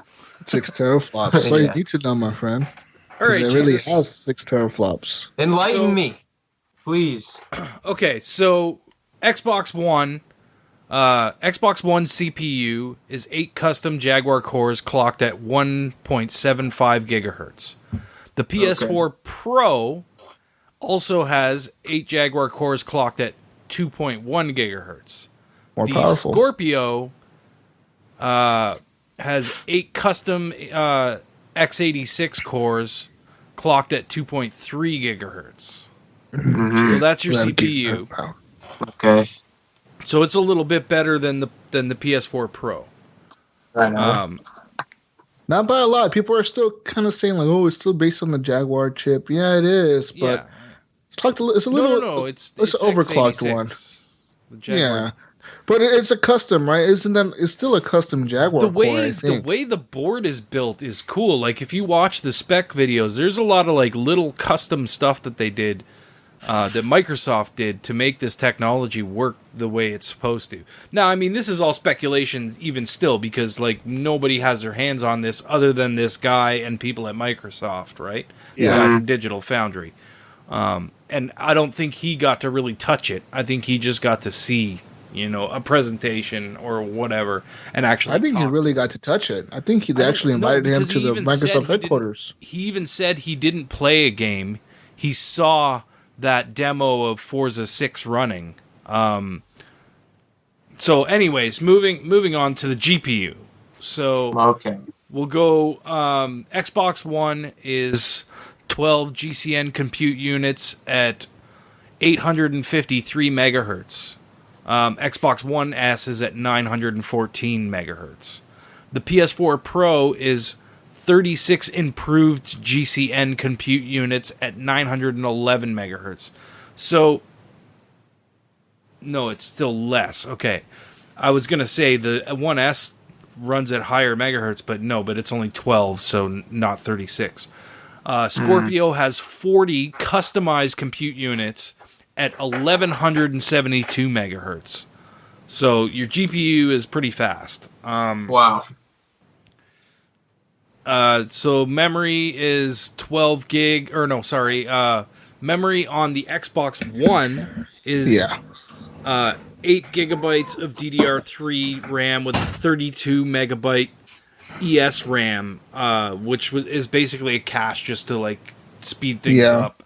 And they've gotten rid of that on the Scorpio, but the PS4 Pro is 8 gigabytes of GDDR5, which, if you remember, that's what makes a really big difference between the Xbox and the PS4. Is it had that GDDR5 RAM in it, which is much faster and it's much better. I don't know why Microsoft did that. I think they probably still had like a lot of stock of DDR3 RAM or something, and they just went with that. I don't know. It's just it blows my mind that they went that way. But Scorpio, save costs. Yeah. But with Scorpio, you get 12 gigabytes of GDDR5 RAM. So they're going with the 5 RAM in the Scorpio, which is a great thing. I'm so happy about that. With that being said, only 8 gigabytes will be used for gaming. Developers will have 8 gigabytes for the games. 4 gigabytes are saved to run like system operations and stuff like that. Yeah, and it's said that during gameplay, they're going to be able to access an extra gig of RAM. Right. When you're not operating like on the operation, like the OS, when you're just in the game, they're going to be able to access another gig of RAM. So it's going to be pretty fucking cool. So the Scorpio you said 8 for dedicated for games only, or but every system is the same way. Like the PS4 Pro has 8 gigabytes of RAM of GDDR5, but it only probably uses 6. You know what I mean? Okay. I think that. I don't know this for sure, but I think the PS3 uses 3 gigabytes of RAM. The Xbox One S also used 3, and the Scorpio is going to use 4. But like Jesus was saying, that one extra RAM can be taken away when you're not using the OS, so it can also be used to help the games. So that's almost like overclocking in a sense, then. Yeah, that's kind of a little bit. Huh, that's interesting. So getting into the memory bandwidth now, or hyper-threading, or the Xbox One had DDR3 68 gigabytes per second with the ESRAM at max, 204 gigabytes per second. The Xbox One S had 219 gigabytes per second, so it's a little bit faster on the Xbox One S, but not by much. So the PS4 Pro has 218 gigabytes per second, and the Scorpio will have 326 gigabytes per second. That's for memory bandwidth. Moving on to the next is the hard drives. The Scorpio is going to come with a 1 terabyte drive. We know that the Xbox One came with a 500 and can go all the way up to, what do they go up to? 2 terabyte now? 2, yeah. Internal? 2 internal, yeah. And then the PS4 Pro is a 1 terabyte as well. And then the last thing is the optical drives. Scorpio has a 4K UHD Blu-ray drive. Xbox One has a regular Blu-ray drive, and the One S obviously has the 4K UHD Blu-ray drive as well. And then the PS4 Pro just has a regular Blu-ray drive. Yeah. So that's Nice. the main specs on all 3 consoles across. So you can kind of get an idea of how much more power you're going to get out of a Scorpio. Well, it sounds like it blows everything else out of the water. And Evan, if you haven't seen, go watch the Digital Foundry video. And it gets that stuff gets explained a little more. those guys know a lot more than I do personally. I try to keep up, but it's not easy. So yeah, go check that out if you haven't seen it. It's worth a watch. It's about 15 minutes long, so yeah, I'll watch it. And the great thing about, like, the thing that really I'm going to like about it is I have a 4K TV, but I don't have HDR, so I don't get the capabilities out of my 1S that I want to. I get an upscaled 4K, which it does look pretty. It looks nice, but this is going to just push it over, and I'm going to get true 4K, native 4K out of it. Even if I play, it'll still be upscaled, but it's like some super upscaling that they're doing to like if you're playing like your Xbox 360 backwards compatible games. Mind you, they're in 720, so they can't exactly get a great 4K picture out of it. But Microsoft apparently has some way that's gonna, super scale it and make it look nice. We'll have to see how that works out. I mean, it sounds interesting. That Microsoft man. Magic works. Yeah. Guys, I'm excited though too, because even as a 1080p TV owner, you will be able to get some great benefits out of the Scorpio as well. You do not have to. I mean, it's recommended to have a 4K TV, but you don't need to have a 4K TV. You can still benefit from everything else the system has to offer, which is better fucking speeds, probably way better OS, probably way snappier than what we have on the Xbox One currently, and what we will have on the Xbox One S. So it's probably going to be super fast OS. All that shit's going to be working right off the bat. I wonder if they'll have Kinect support for it, but since it is backwards compatible with the Xbox One and the Xbox One S, but I'm assuming they might add like some kind of adapter for it. Well, that's what they did with the 1S. The 1S doesn't have the plug-in for the Kinect. They'll have the adapter, I'm assuming, so right? I'm assuming that adapter will still work because it's just a USB plug-in, and you plug it into the USB port. So that's the thing I hate about it is it takes up one of your USB ports, the adapter for Kinect. So that kind of sucks. I actually moved my Kinect out of the living room and back into this room because of that. I didn't want to take up the USB port because I use it. I have 2 drives plugged in right now. So it'll be interesting to see if they add more USB ports or if you end up getting that Kinect adapter port again, which I doubt. I don't think that they'll do I don't know. Maybe. I don't know. But yeah, super sampling on the 1080p TVs is going to be fucking cool because it's just basically taking like a 4K picture, making it into a 1080p picture, but adding a lot of stuff to it. It makes the process look nicer. It makes everything look better. It shrinks the picture without getting rid of pixels. You know what I mean? Yeah. And it also detail. And it also is going to have 60 frames per second on basically every fucking game. Pretty much. IMS's robot eyes are going to love it. Yep.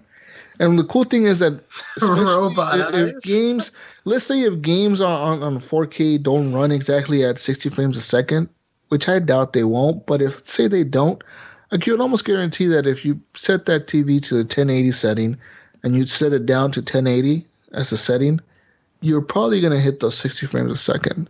Oh, yeah. So it's going to be pretty cool, man. I'm excited for it. I'm just super hyped for this system because it's just what Xbox needs, right? We need something that has power, something that's going to benefit everybody, the consumers, the gamers, the developers. It's going to let them be able to develop for a system that has like no restrictions on them, Because I bet some developers probably fucking hate it that, the Xbox One only has so many gigs of RAM and so much this and so much power. I mean, it's kind of crazy how much power they're going with here. And the crazy part is that it's going to be backwards compatible. That's insane. But it's pretty fucking cool because at that point, like they said, we're still going to have the Xbox One S on sale. They plan to keep that around for a while. So if you're going to just want that, it's probably going to drop in price. And you're still going to be able to game with people on the Scorpio. That's pretty fucking cool. Yeah, now that we have all these specs out, and not to start another war here or a big argument, but is this the next gen console or is this I mean, or is this just an addition to the Xbox One? You know, it's a question for everybody, but I mean, I'm not even sure, you know, if it's just too soon to be a next gen console. I don't know. I mean, it technically kind of is a next gen console, but it's a next gen backwards compatible console. It's just compatible, man. It's just like an iPhone. Think of it as a phone. And the new iPhone is not an iPhone. You know, a new iPhone 7 is not exactly an iPhone 6. It's way more powerful, but I don't consider this pretty much an iPhone 6. It's the same thing. I don't consider this to be next gen, man. Like, it's continuing on with the Xbox brand, the Xbox One brand. You're still going to have the same games. You're going to go and purchase an Xbox One game. You're not going to go purchase an Xbox Scorpio game. There'll be Scorpio enhanced games, but it's going to be the same game that you're buying for both consoles. It's not going to, you know what I mean? There's no split. It's not like, I know you can play Xbox 360 games as well. That's kind of you get what I'm saying, though. You know what I mean? Like, this generation is continuing on through this console refresh. And I wonder if they should just keep doing that. Just keep doing that. Fuck next gen. Just every 2 or 3 years, just keep doing that. Keep doing that every 3 years. Labeling it as the next thing and just call it Xbox and upgrade it. PlayStation, I feel like PlayStation should do the same fucking thing in a couple years from now. Come out and be like, look, we have an 8 teraflop system coming out. PS Pro Plus, whatever the fuck they want to call it. PS Boner. You know, whatever. Just keep adding fucking acronyms to whatever the fuck you fucking making and just keep adding things. Call this the Xbox 4K and just keep calling it the Xbox whatever. It just goes on. And just keep saying, like, look, all the games that work on your old ones are going to work on the new ones. They're just going to keep going like that forever. Yeah. But at the rate Sony's pissing off their customers right now, will there be a next console?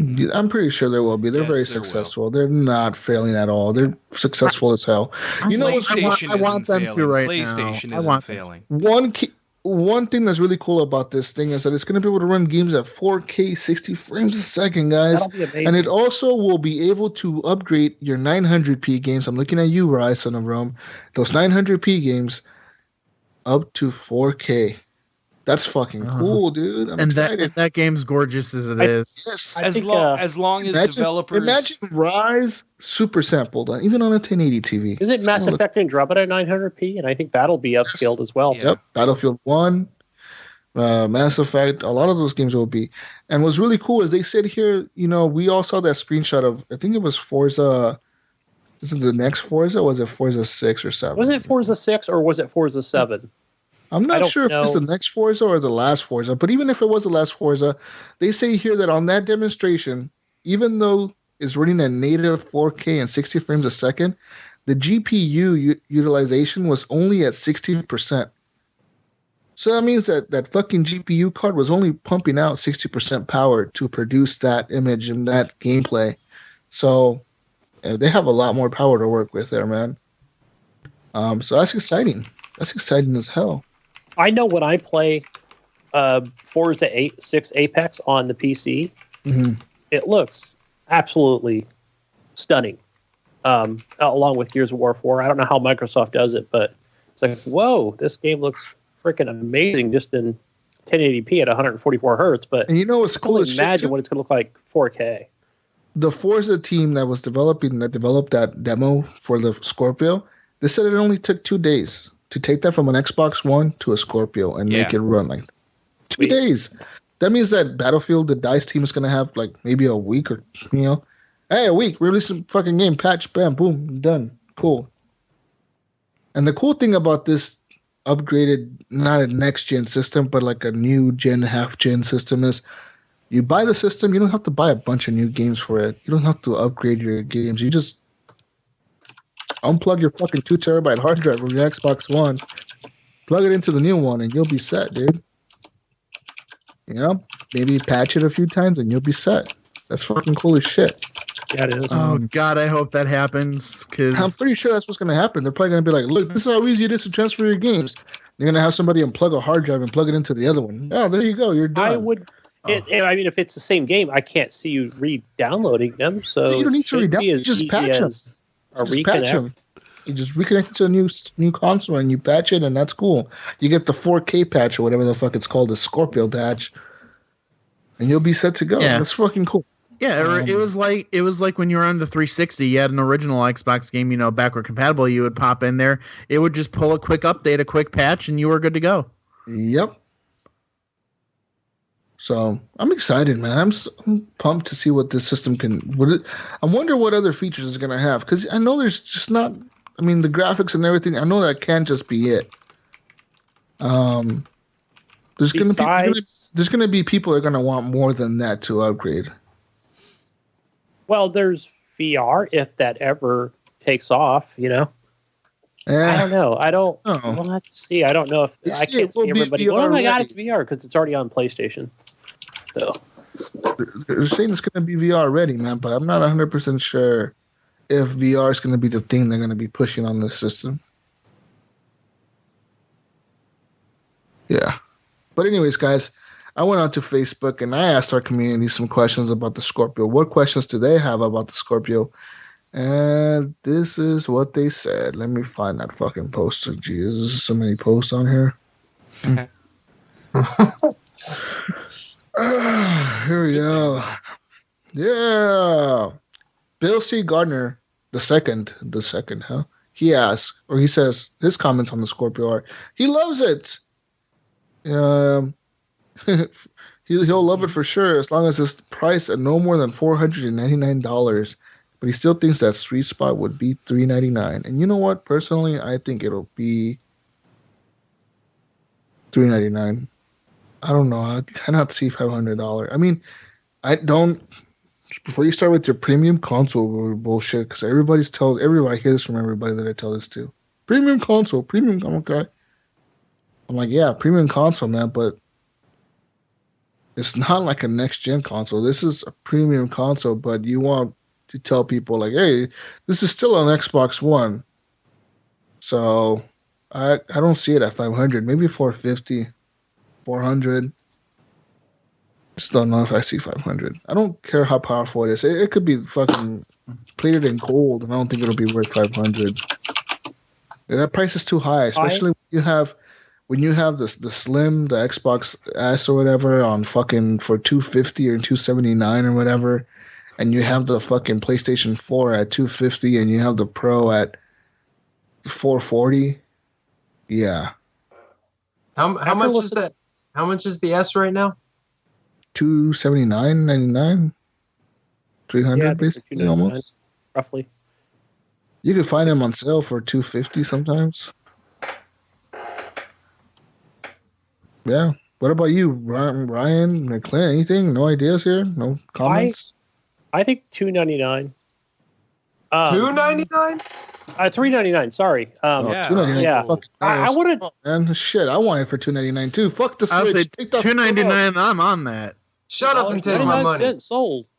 Hey, listen, guys. I want to disagree right here from the host of this Xbox Live, Mark, calling you out, buddy, because he said on this week's show that there is no, he said that Microsoft and Sony don't care about competition. They care about making money. But I think they do care about competition.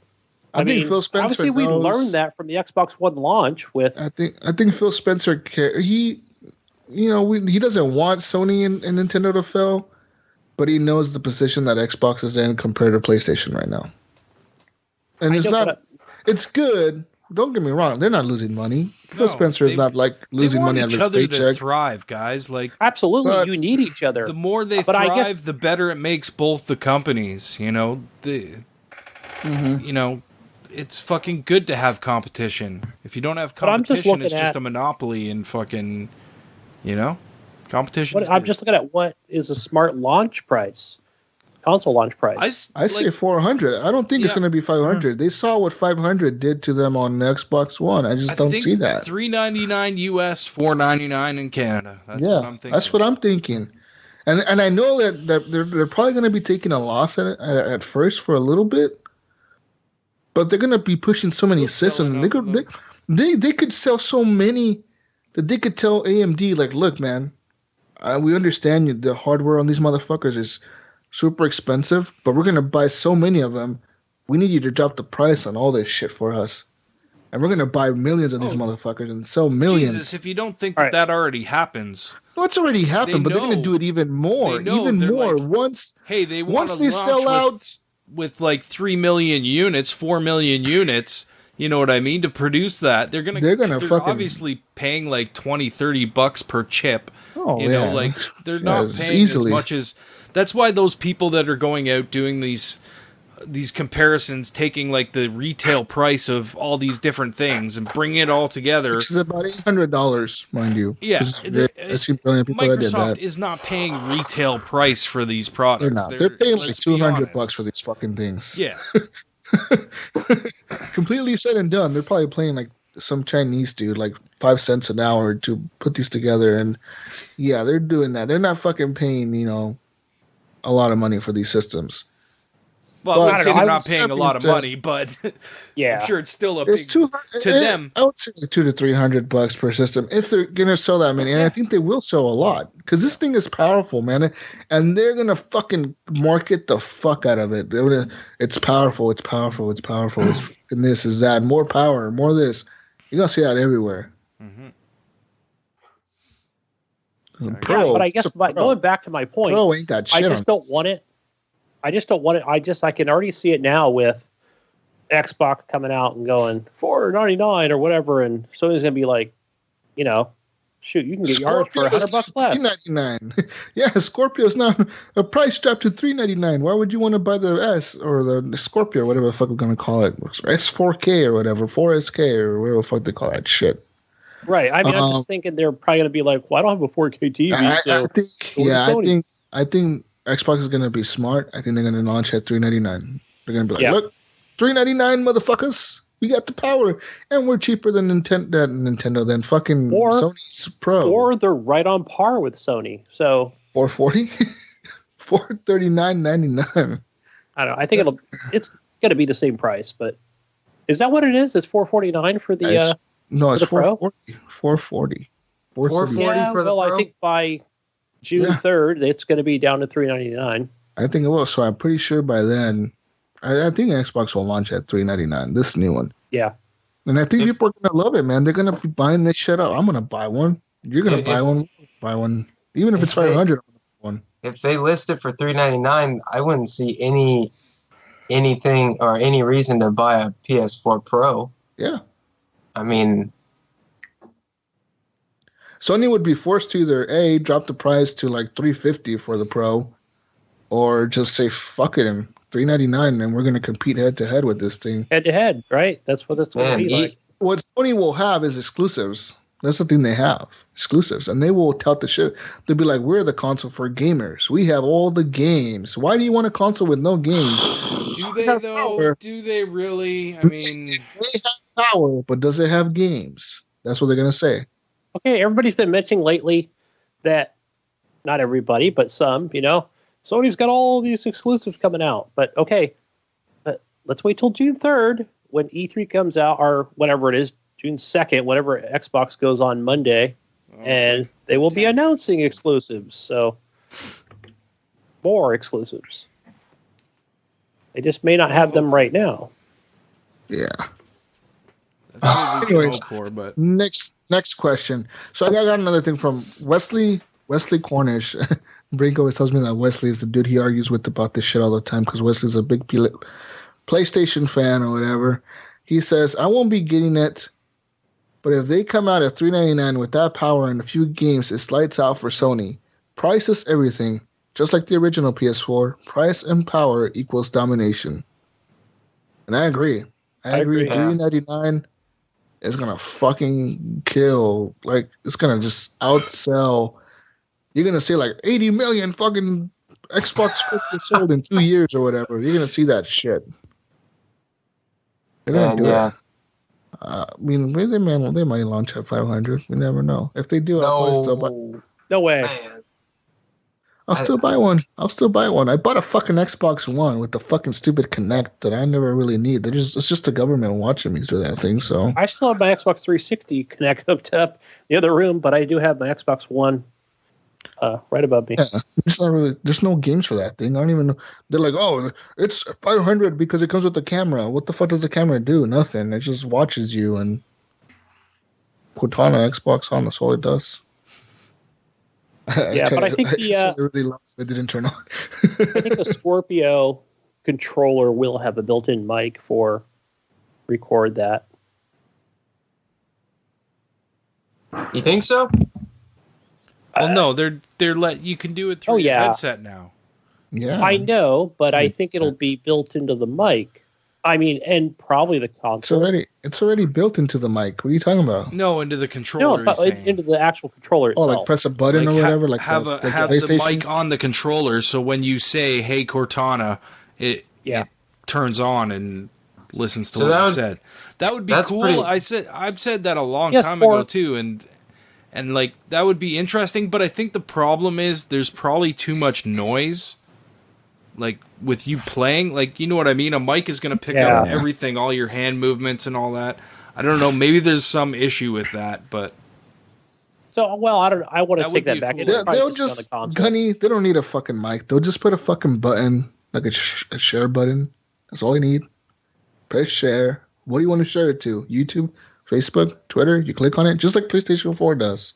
Yeah. You press a fucking share button and it pops up what you want to share it to. I do like that about the PlayStation 4. Yeah, they're gonna. That's what they'll do. When I see that share button on, they don't have no fucking Twitter, microphone. That's pretty cool. Then the controllers will be like $80 a piece. They're already like $100 a piece with those stupid skins they add to them every fucking week. Yeah.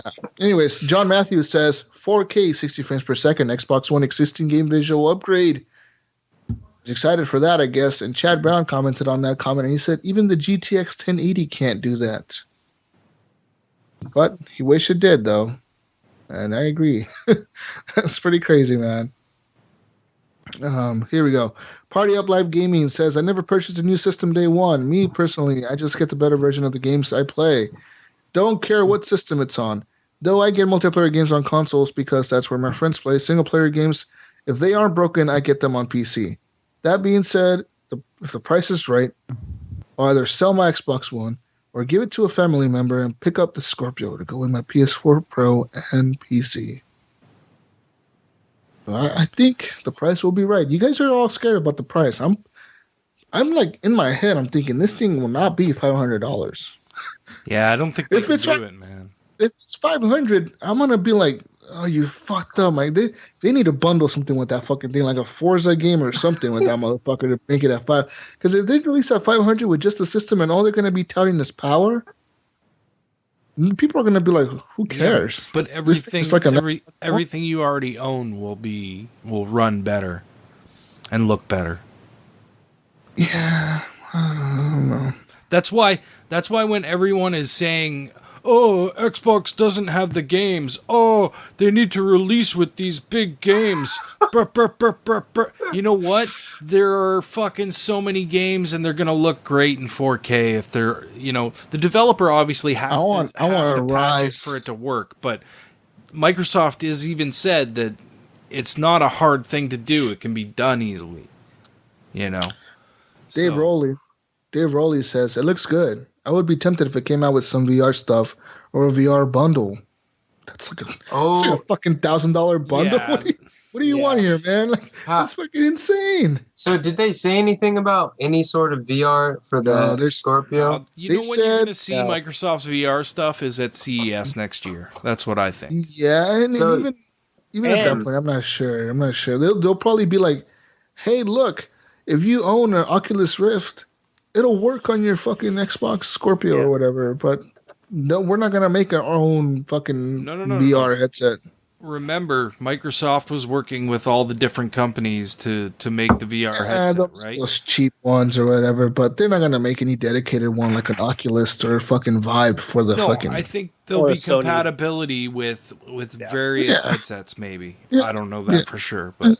Just a thought. Or they might just partner up with one company and go with Facebook and fucking be like, yo, Oculus Rift, we're with you. I don't know about that. You never know. Yeah.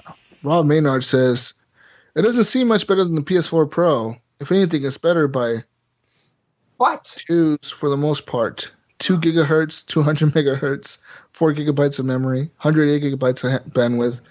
Does this all make much of a difference, even if it's up by a small number? And also, what kind of huge block is this thing going to be? Wouldn't it, having TV and everything, divert power and drop the graphics a bit? I'm not sure. This thing is going to be big. From all accounts, it actually is a little bit smaller than the Xbox One S.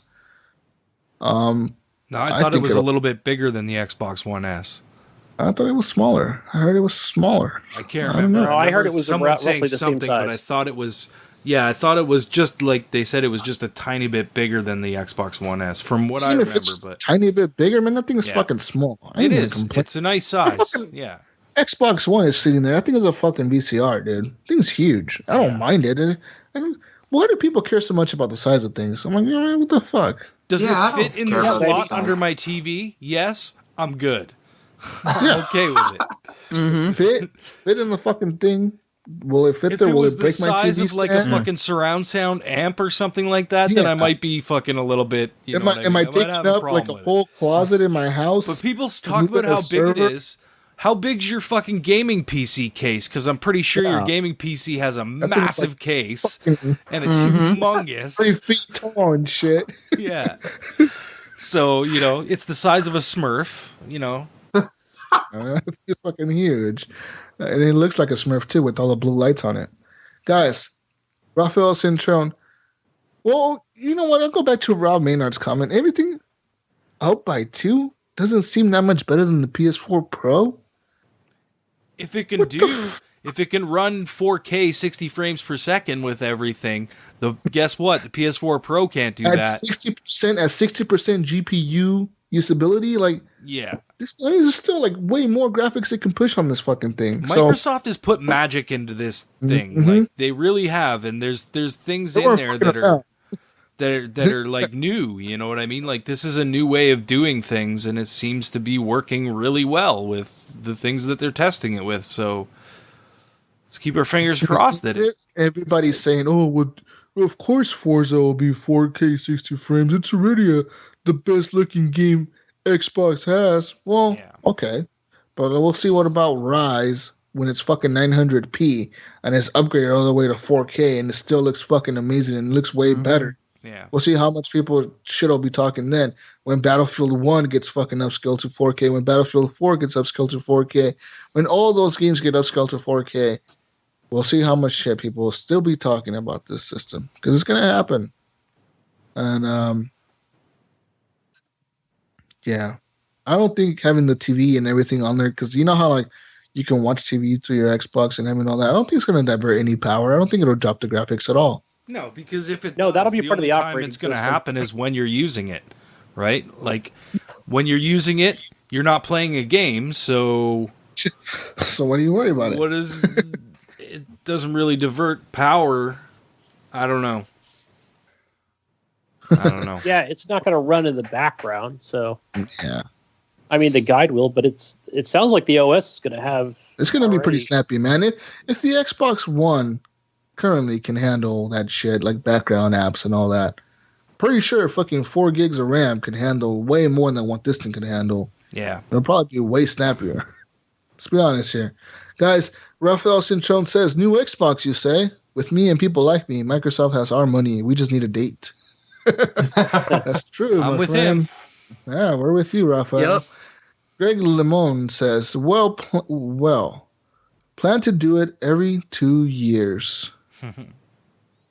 Yeah. Oh, and then Jeffrey Rittner replied to that. He says, it's not like PC gamers aren't putting $300 to $400 graphics cards in their rigs once a year. And this is true. A lot of PC gamers like to talk shit about, oh, you guys just upgrade every 2 years. I'm like, well, how often do new graphics cards come out? Every fucking 6 months, dude. So, yeah. Well, good luck with that. How well is your PC gaming turning out for you? Right. Fucking a lot more expensive than console games. Obsolete shit after 6 months. And it'll still, I know it'll still run. Not true. It'll still. My 1070 is not obsolete. All right. It's still going to be good for like another 2-3 years anyways. Okay. Tell yourself that. Yeah, and it's like, how often do people upgrade their freaking phones and everything too? That's like, that's another. Well, I know some people that do it 2-3 times a year. Is that really what we want to, Well, we're not going to game on it, but I'm just saying people bitching about, the frequency of upgrades. No. What I'm saying is that what we really want the gaming industry to go to, where we're buying something new every couple of years? I mean, that's... Hell no. We do it enough already with some of the shit we... I say every 2 to 3 years will be fine. Technology is moving fast. When the Xbox One came out, I remember everybody was speculating about when the next Xbox was going to come out, even before the Xbox One came out. That's because when these consoles came out, they weren't powerful enough. They weren't as good as they should have been. Right now, the Scorpio, that's what we should have got 3 years ago. Well, okay, but the 4K wasn't there then. The HD wasn't there then. It wasn't there TVs yet. haven't met it yet. That's why. It just wasn't. Yeah, it wasn't widespread. And even right now, Gunny, like I can almost guarantee that like 60% of gamers, maybe 70% of gamers don't have a 4K TV. Right. Including myself. Let's just take a look at it. While we're talking about this, I noticed there was a post on here from Dave Rowley, actually. And he posted this exact question based on the push for 4K, who has a 4K TV and who doesn't. And it's pretty much tied at 8. Yeah, it's tied at 8 right now, with 8 having 4K TVs and 8 not having 4K TVs, and one person that's going to buy one for their console. So half. So 50% of the gamers in our community don't have a 4K TV. That's a lot of people, dude. 50% how many 50% of the people polled. Yeah, but I mean, we'll make the community. I don't give a fuck.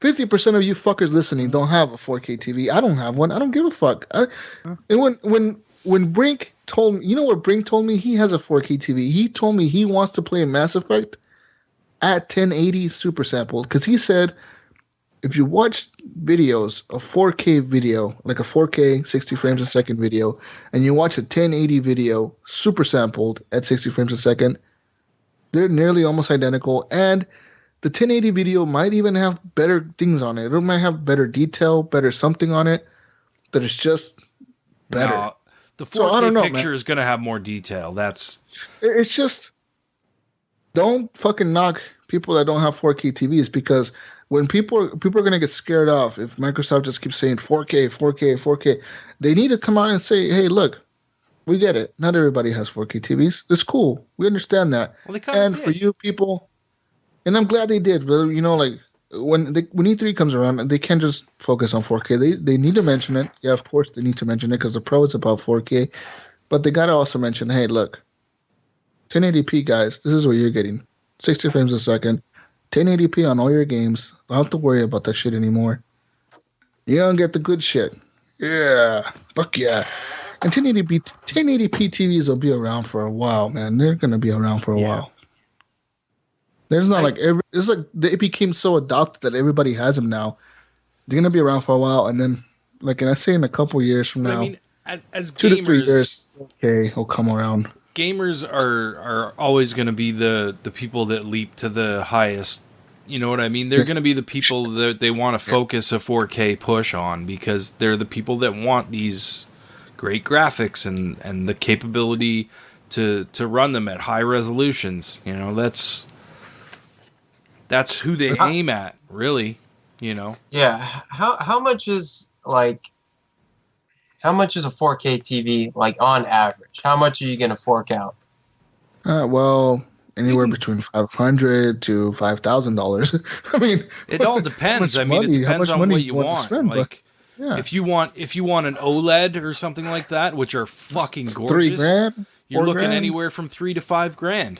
If you want an LED that's, maybe a curved or a fucking, HDR compatible, you're probably looking, anywhere between $1,000 and, I mean, the prices up here are different, right? Like, you can get some stuff. In the US, I've seen electronics. I've seen most TVs priced anywhere between $700 and $2,000, $3,000. Depends how much you want to spend, man. If you're looking for an OLED, like Ryan said, those are pretty pricey. They start off at like $2,000. That's where they start. If you're looking for TVs, go and look at an OLED, because it'll blow your fucking mind. Yeah, that fucking gorgeous. Black. It's black, like black. Like that shit's night, motherfucker, on your TV. And that ultra HD Planet Earth Blu-ray that someone posted earlier. Who was that? Brink. Was it Brink that posted that? Yeah. Yep. No, I think it was somebody else. No, it was Brink because he was watching it yesterday. But watch that on a 4K TV. Yeah, it was Brink. Here it is. Watch that on a 4K TV in HDR. That'll blow your fucking mind too. He said it's the best 4K HDR movie shot. Any nature stuff like that, like you really see the detail in like leaves and shit like that. You know what I mean? Or even animals when they come up close to the camera and shit. You see all the detail in their fur and fuck. It's so good. It's so good. Yeah. Looks awesome. Well, didn't you say something about the HDR or the whatever it is? What is it? HDR. UHD? What? HDR. Yeah. HDR? Something? What are you asking, Evan? Right, because you can get a 4K TV and then you can get a 4K TV with the... Yeah, with HDR? That's the thing about 4K TVs, Evan. Yeah, cheaper ones don't have HDR. But Evan... Pricier ones do. New TVs, the ones that you're going to buy these days, are going to have HDR. Even if it's cheap HDR. If it's the older models, like, for instance, I bought my 4K TV before probably about 6 months before HDR was even like a thing, right? So my TV doesn't support it, but all the new TVs that come out now pretty much support it. If it's a 4K TV, it supports HDR. I mean, keep your eye on it, make sure that it does, but the majority of them will support HDR. Mm. And I know also I think I've even heard Fred talk about it and I've seen the video where you could buy a box for that TV to make it HDR compatible. Is that Some right, TVs have that. Samsungs have that. Mine is a Samsung. Yeah, but there's only a box certain you can models. buy for $150, but is it worth it? My model, the new version of my model has HDR in it. Mine doesn't, but the new version does. I've seen the 6800 series, and it's HDR compatible. Yeah, but some of the non-HDR models have like a box you can add to the TV that adds HDR to it. I gotta look into that. Yeah, but I thought you knew that, Ryan. The box itself, Ryan, it's like $300. It's $300 to add HDR to your TV. Oh wow, that's too expensive. Really? $300? Yeah, it's like $300 to add that HDR to your TV. I thought it was like might do it. $200. No, $200. You might find some used for like $150 to $200, but new is like $300. Gosh, it's a box. Yeah. It's a box you plug into your TV and like you run your HDMI cables through that thing instead of the TV, and it like adds HDR or some shit to your fucking shit. It's weird. I wasn't sure if it was Red Rojas that put out, or it was on the podcast that he bought one, or that his TV just has all that stuff. Maybe. But yeah, like we were saying, Evan, if you I know there's some Vizios. There's like a Vizio that costs like $600 that has HDR in it, and it recently got like an update because there's new TVs can get updates. This one got recently an update that adds HDR 10 to it. But if you're looking for like a cheaper TV, the P series for the Vizio is like one of the best 4K gaming TVs out there. It's a 50-inch model, costs $1,000 flat, and it has like HDR. It has pretty good quality. It's 4K. And it's like one of the higher end Vizio brand TVs. And Vizio, I mean, it's a cheap brand, but it's not the worst brand. I mean, there's way worse. Like Hisense and shit is way worse than that. Fucking Hisense and then other shit like that. Like, what's that one that Best Buy owns? Is it Magnavox? Magnavox? Yeah, I forgot the name. Insignia. Oh, yeah. Yeah, I mean, there's other TVs. I mean, just gotta make sure that it has HDR, dude. That's basically it. Just Google it. What is it called?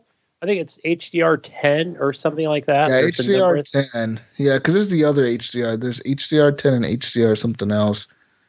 And the one that's being adopted more is HDR 10 at this point. Yeah, because there's two types of HDRs. So there's that to worry about too. Oh, wow. 4K TVs are weird. Guys, are you gonna get one, Jesus? When are you gonna get a 4K TV?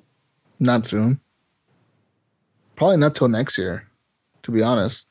I plan on getting the Scorpio probably before I get a 4K TV. Just because I know they're going to drop in price, dude. They're going to keep dropping in price and keep dropping in price. And yeah, I don't want to spend $1,000, $2,000 on a TV. I just don't. I don't care. I know they last for a long time, but like, yeah, I'll just wait till they drop in price. What about you, Gunny? You have a 4K TV? I don't. And I've got a LG here. It's about 3 years old. It's just 1080p, but I'm going to pick one. I plan on picking one up. I want to say probably August, September. And that way, yeah, then I'll obviously get the Scorpio in November. And I'll be set. I can't wait to go TV shopping. I'm going to hit up the Costco first, and then I'm going to drive up to the next town and go to Best Buy. Yeah, 4K, Hell 4K. Yeah. So, and one thing I'm not gonna. It'll probably be like a 36-inch. It's not going to be anything like no 65-inch. That's TV hard. That's crazy. hard, Gunny, because most of the TVs start like at 42 now. yeah, well, because having 4K in a small screen is kind of pointless. Yeah. It's like you can't produce enough pixels on the screen in order for it to actually be in 4K because the screen's not big enough. What about 4K monitors? I thought somebody had 4K. There is 4K monitors, but they're really expensive, dude. They're like $800. Yeah. Well, I saw about that much. Yeah. There's one that's like true. It's by Samsung. It's like 4K. Fucking HDR10, fucking all this shit, but it's like $800, and it's like sold out. Like they can't make enough of those. I looked at that, Evan, and I thought, man, I'd rather have a TV. That's gonna. That's what I'm saying. That's why I'm sticking with my regular ass TV, dude. Because I'm like, no, man, I don't. Yeah, because I wanted to get a monitor like you, Gunny, just to game on a smaller thing. But I'm still like, I don't know. Like I said, the smallest TVs I've seen in 4K are like 42 inches, 47 inches. And most of them are 50 and higher, like 60 inches, 55 inches, 52 55, inches. 65, 75. Yeah. I don't even know the one I've got here. I think it is 42. But yeah. I would go, if you're going 4K, man, the smallest I would go is 55. I wouldn't go any smaller than a 55. Damn. Well, maybe 50. Yeah, but you're still pushing it. I wouldn't. My bottom line would be 55. It's still you gotta consider, Evan, how far you sit from your TV. I don't sit very far from my TV. I sit like literally 3 feet from my TV. I mean, I noticed a huge difference when I moved here, because like when I was living on my own, I was in like smaller rooms, so I was always in skinny rooms where you're sitting pretty damn close to the TV. And that was good about the 55 when I bought the 55-inch 4K is I needed that extra room. I had a 47-inch 1080 before that, which wasn't bad. I mean, it's good. It's good in this room because that's what's in here as my second monitor now. But getting far away from it, it wasn't as good. Interesting. Yeah. Guys, Christopher Ryan has this to say. He says, let's face it, for it to be priced accurately and hit 4K,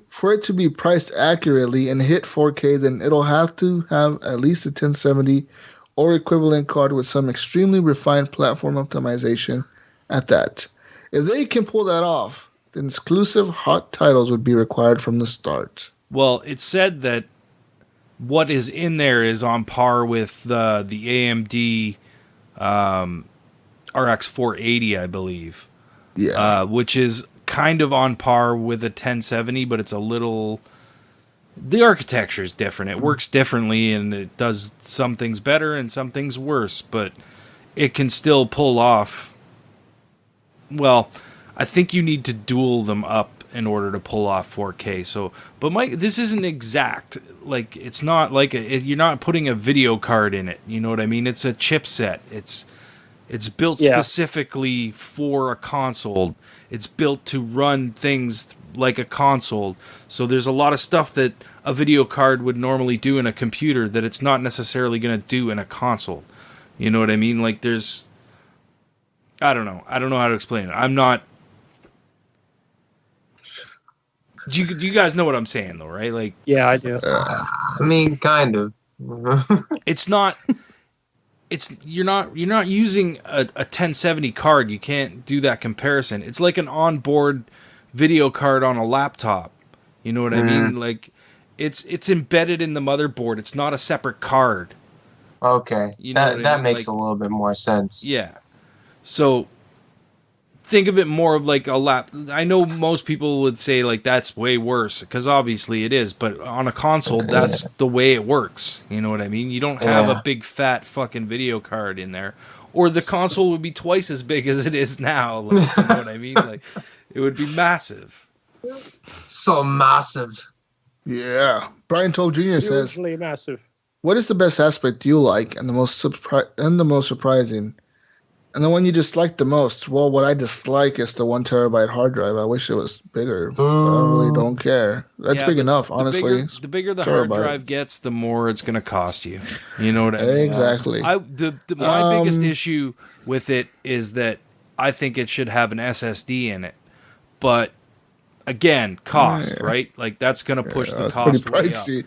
But having an SSD in there would be fucking sweet. What do you mean having an SSD in there? A solid state drive? Yeah, versus a hard drive? Versus a physical drive. Just for like a quicker... SSD is flash memory. It transfers data faster. Yeah, like on my machine, I've got a 480 gigabyte SSD, and it fires up in like 7 seconds. It's super fast. Yeah. I have M.2 drives on mine, which is an even faster version of a flash drive that's embedded directly to your motherboard, and it does 32 gigabytes per second memory transfer. So my Windows loads up in probably around 5 to 7 seconds. Like when I I push the button, it's like load screen, boom, Windows is loaded. Wow. Yeah.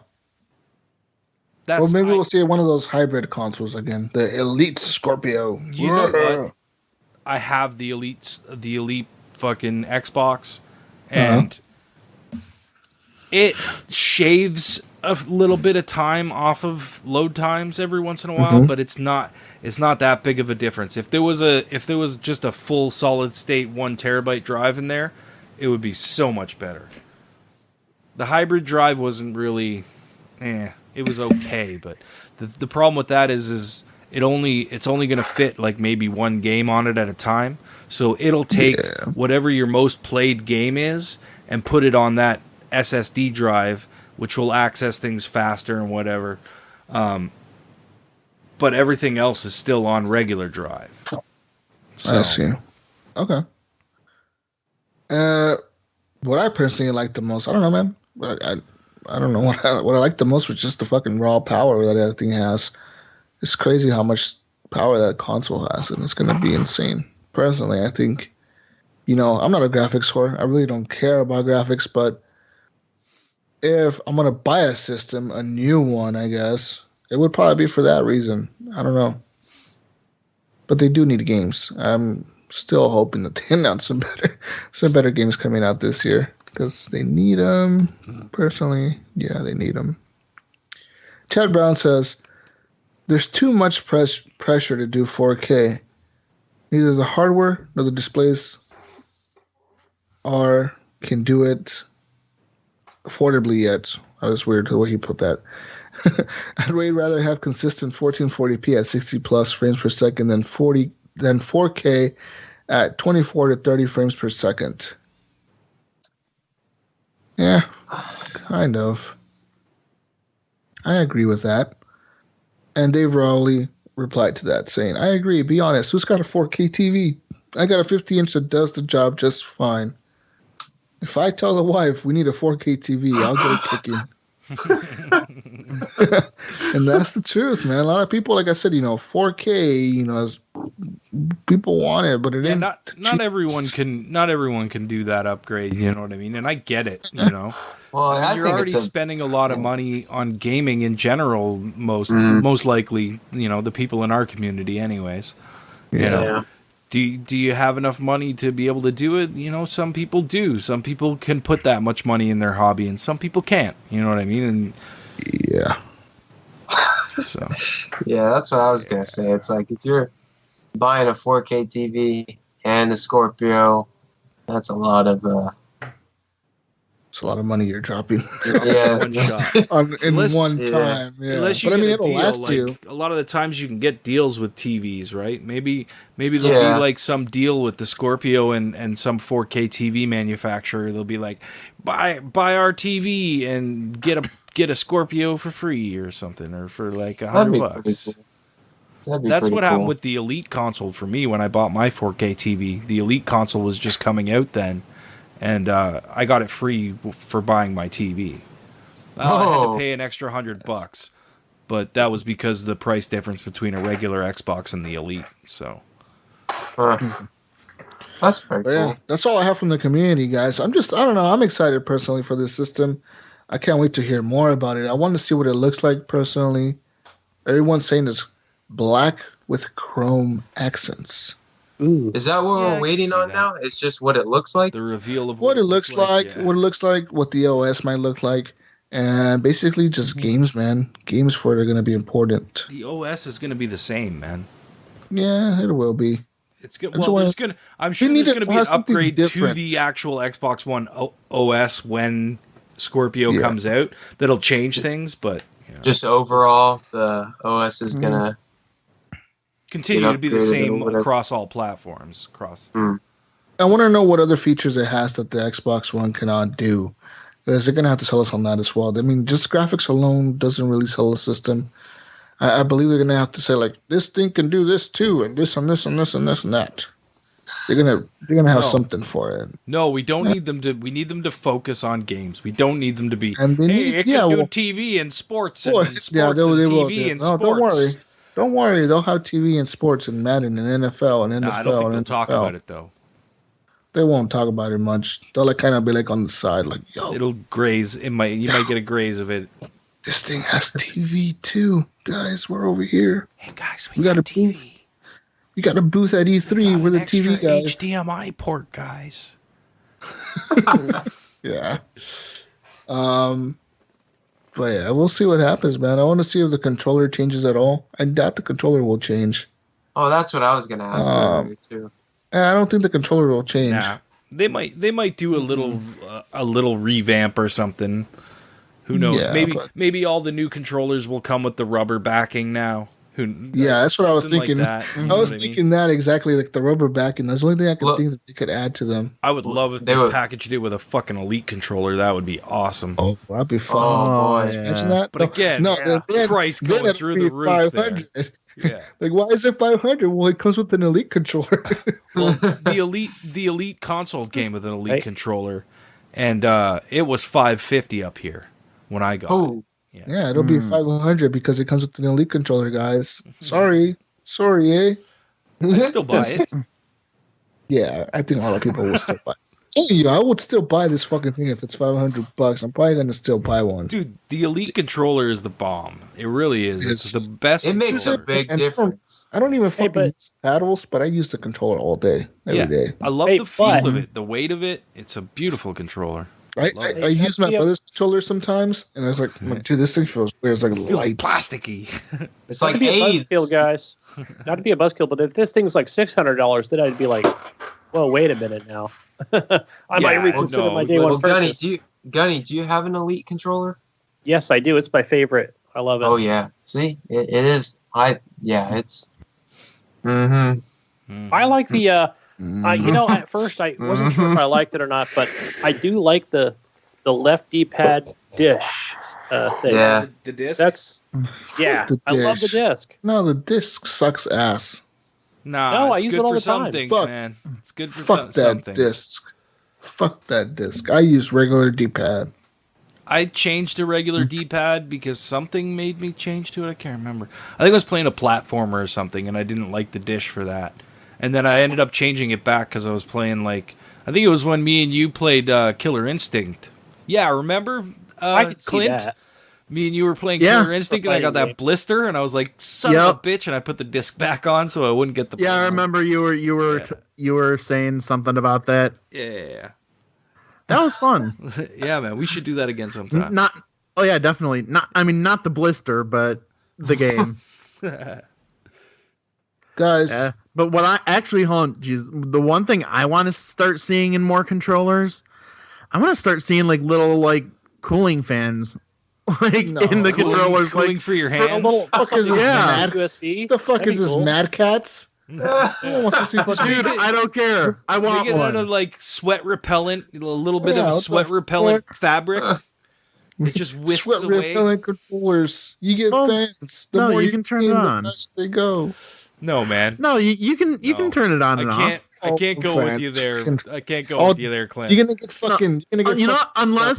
Unless you've actually used one, you can't truly appreciate it. Why don't we go a step further? I have. And let's say that. Oh, I knew it. Let's say that we want air conditioning in our controllers. You got a little air conditioner in there, cools off the controller, keeps your hands nice and cool. $300 controller, guys. Yeah, you know what? I'm only, gonna kickstart this shit. $6.99. I need a Kickstarter campaign Jesus, going, why are you guys. low budgeting? We got to go higher. I need a Kickstarter campaign. This controller is gonna cost $499.99. It's a premium controller. What are you talking about? Premium controller, guys. Can it cook me dinner too? I don't. Shut up, Evan. Does it do You the ask dishes? questions. You listen. It has 6 teraflops of power in the controller. I'm putting 6 teraflops of power into my controller. It's going to be a premium controller for the premium gamers. You must have a 4K TV to use it though. Doesn't matter. No. Jesus, you got that wrong. It doesn't matter. You got the 6 teraflops in there. You can use it on any TV, and it doesn't matter what your milliseconds are. It doesn't matter. This controller is 1 millisecond to anything. It's just doesn't matter what. It's just boom. It's that's a premium why. controller. But that's only the change the channel $6.99 with version. it. Jesus, that's Watch only the TV. $6.99 version. Sweet. Premium controller, guys. I want to make it. You watch. I want to fucking kickstart this shit. I need $300 million to start. My Kickstarter starts at $100 minimum. That's just the minimum donation. It goes all the way up to $500,000 donation. No, fuck that. I'm gonna make it $3 million donation. So what are our stretch goals here? If you donate $3 million, I'll do some shit to you. You will not know what I did to you. You will fucking love me. Don't threaten me with a good time. Things that are illegal in 19 states. $3 million, my friend. You get a lot of things from Jesus. I'll be visiting and everything, dude. Oh no. Shit. Guys, Give him the stairway to heaven. $300 million is my goal here. $3 million in shit for that. So I gotta start somewhere. You gotta do what you gotta do, man. Yeah, Jesus don't come cheap. Gotta have dreams and goals. A man can dream. Just kidding. Or am I? I don't know. Guys, if you want to find us, you can find me playing Scorpio in November. Find me playing Scorpio in November. Gamertag Jesus Walks a Lot. And yeah, find me there. Just go ahead. Also find me on Facebook on Horrible Gamers Community. Go there, join in, click join. Yeah. I'm done. Go ahead, Gunny, take it away. Where can we find you? All right, guys, you can find me on Xbox Live, Gunny Chief, also on Steam.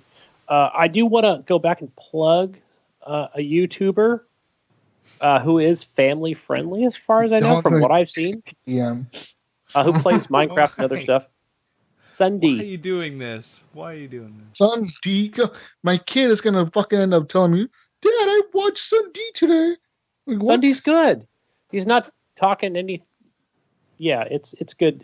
These guys are good until they pull some shit like PewDiePie and I hope not. I hope not. I really hope he stays I hope Dan family TDM friendly. doesn't do shit like that. I'll fuck him up. Fuck you, Dan TDM, you Canadian. Yeah, because there are some that are inappropriate, like Cutie Pie. No. Well, you look at me like I know every Canadian. My daughter told me he's Canadian. I have to confirm that if he's Canadian, I don't know if she can watch this. Not sure. Also, does he have a flappy head? He might. Also, another podcast. Might say a boot and sorry a lot. I don't know. I have a podcast to plug. This one's for Ryan. It's called The Switchcast. Oh no! Hey. The Switchcast. Ryan, what's your update on your friend count? Oh, I don't even know. I haven't even looked. I think I'm still at I think I'm at like 9. I think I'm at like 9. Fuck, 9 people bought that thing? Crazy. Yeah. I'm not the only one, guys. I'm not the only one, I swear. I am said he returned his today. He did. I thought he he finally took sold it back. He had it for that long, and then he returned it. What? What? Too many good games, man. Too many good games coming out. Man, I was hoping his next post would be, I'm like 12 hours in. Hour, and it just didn't compare. He's like, fuck this, I'm out. Yeah. Didn't have 4K. Fuck him. Mm-hmm. His robot eyes couldn't take the 720. Don't check out I Am the Podcast Horribly Awkward. They couldn't handle a 700p screen. I thought we were going to get through a show finally without mentioning that. You mentioned it every show. Horribly I just said don't watch it. I'm boycotting it. Anyway, where can we find you, Clint? You mentioned it. That's all that matters. It's all publicity. Yeah, it's out there now, Gunny. Gee, thanks. Right. Go for it, Clint. Where can everyone find you? All right. You can find me on Twitter at Vengeful Jedi. You can find me on Xbox Live at Vengeful Jedi. You can find my main podcast, the Geek Dig Podcast, at geekdigpod.com, where it has links to all of the places that we can be found. And if you want to check out Green Up Podcast, it's at greenuppodcast.com or Green Up Podcast on Twitter. Ridiculous Ramblings is at ridiculouscast.com or at ridiculouscast on Twitter. The other shows I mentioned before are, like I said, still in the works. No info yet. But definitely, if you want, hit me up on Xbox Live at Vengeful Jedi. What about you, Evan?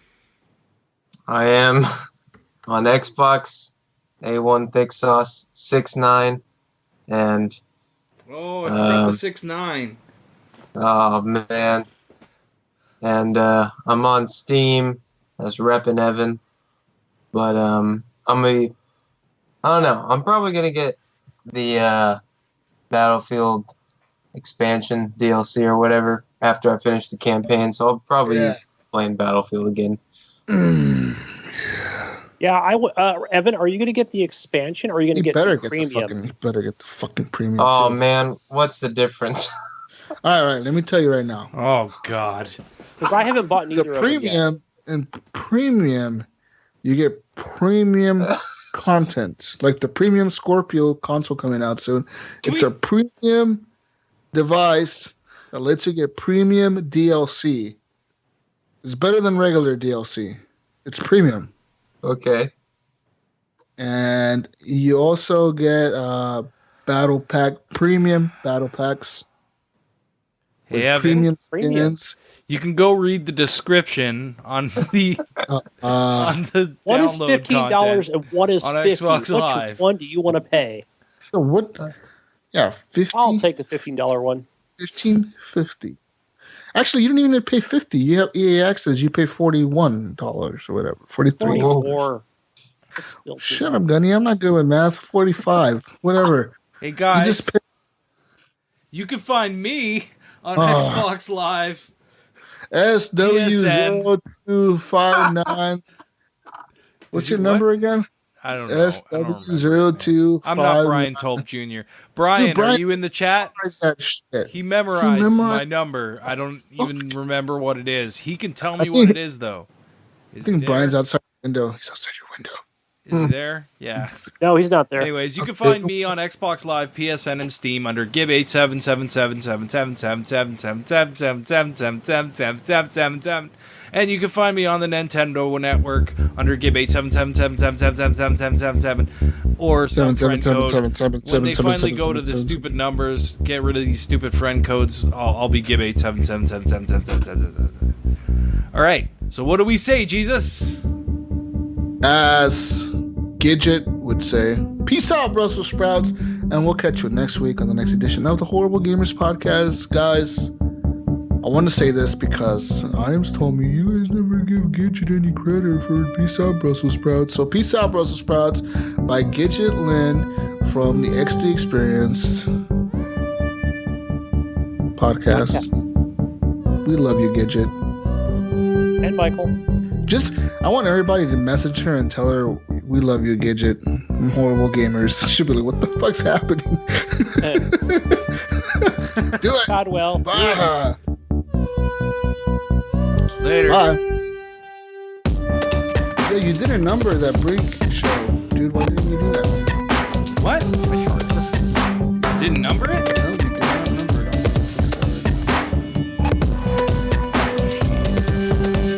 Set up. Windows 10 into quiet hours. Go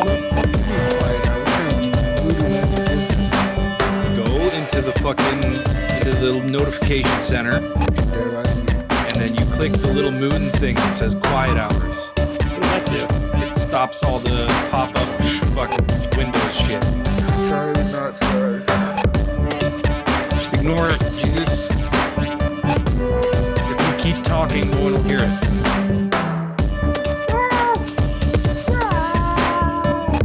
So I hear. That's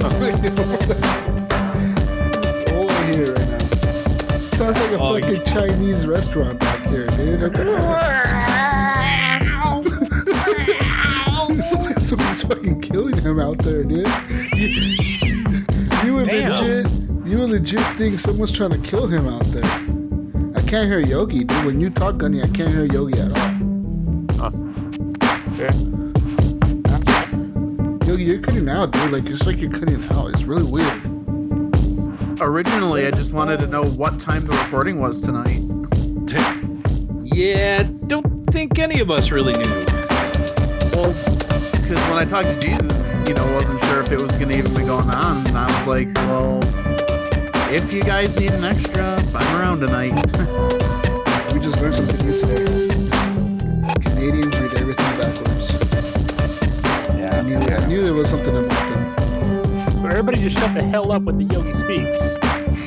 Pretty much. We're talking over Yogi. Couldn't hear a word you said. It was like... Yogi's doing it again. He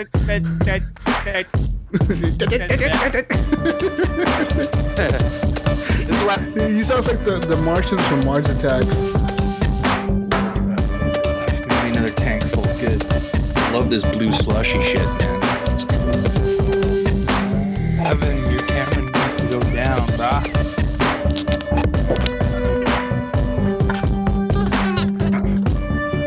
What's going on? What the hell? I don't know. Yo, we got a squirrel in the fucking party here? What the fuck's going on, man? Who the fuck invited Evan and the Chipmunks in this motherfucker? What is going on tonight? We're not playing with you, Evan. You sound like a fucking squirrel that's like underwater. Yeah. He sounds like an underwater squirrel, doesn't he? Yes. It's like Sandy from SpongeBob without her helmet. Yes, that's what he sounds like, Sandy. Oh, shit. What the hell is that? That's Evan. Oh, hey, squirrel. Oh, I'm shit. fucking dying, dude. Oh my god. It's fucking Sandy from SpongeBob without a helmet on. Welcome to this Black Cat podcast where me and my black cat gonna sit here and talk to you about podcasting and cats. Cats, tell me, what's it like to be a cat? Speak. Meow. Meow, meow, meow. Meow, Yeah. meow, meow, meow, meow. Exactly. I feel the same way sometimes as a human.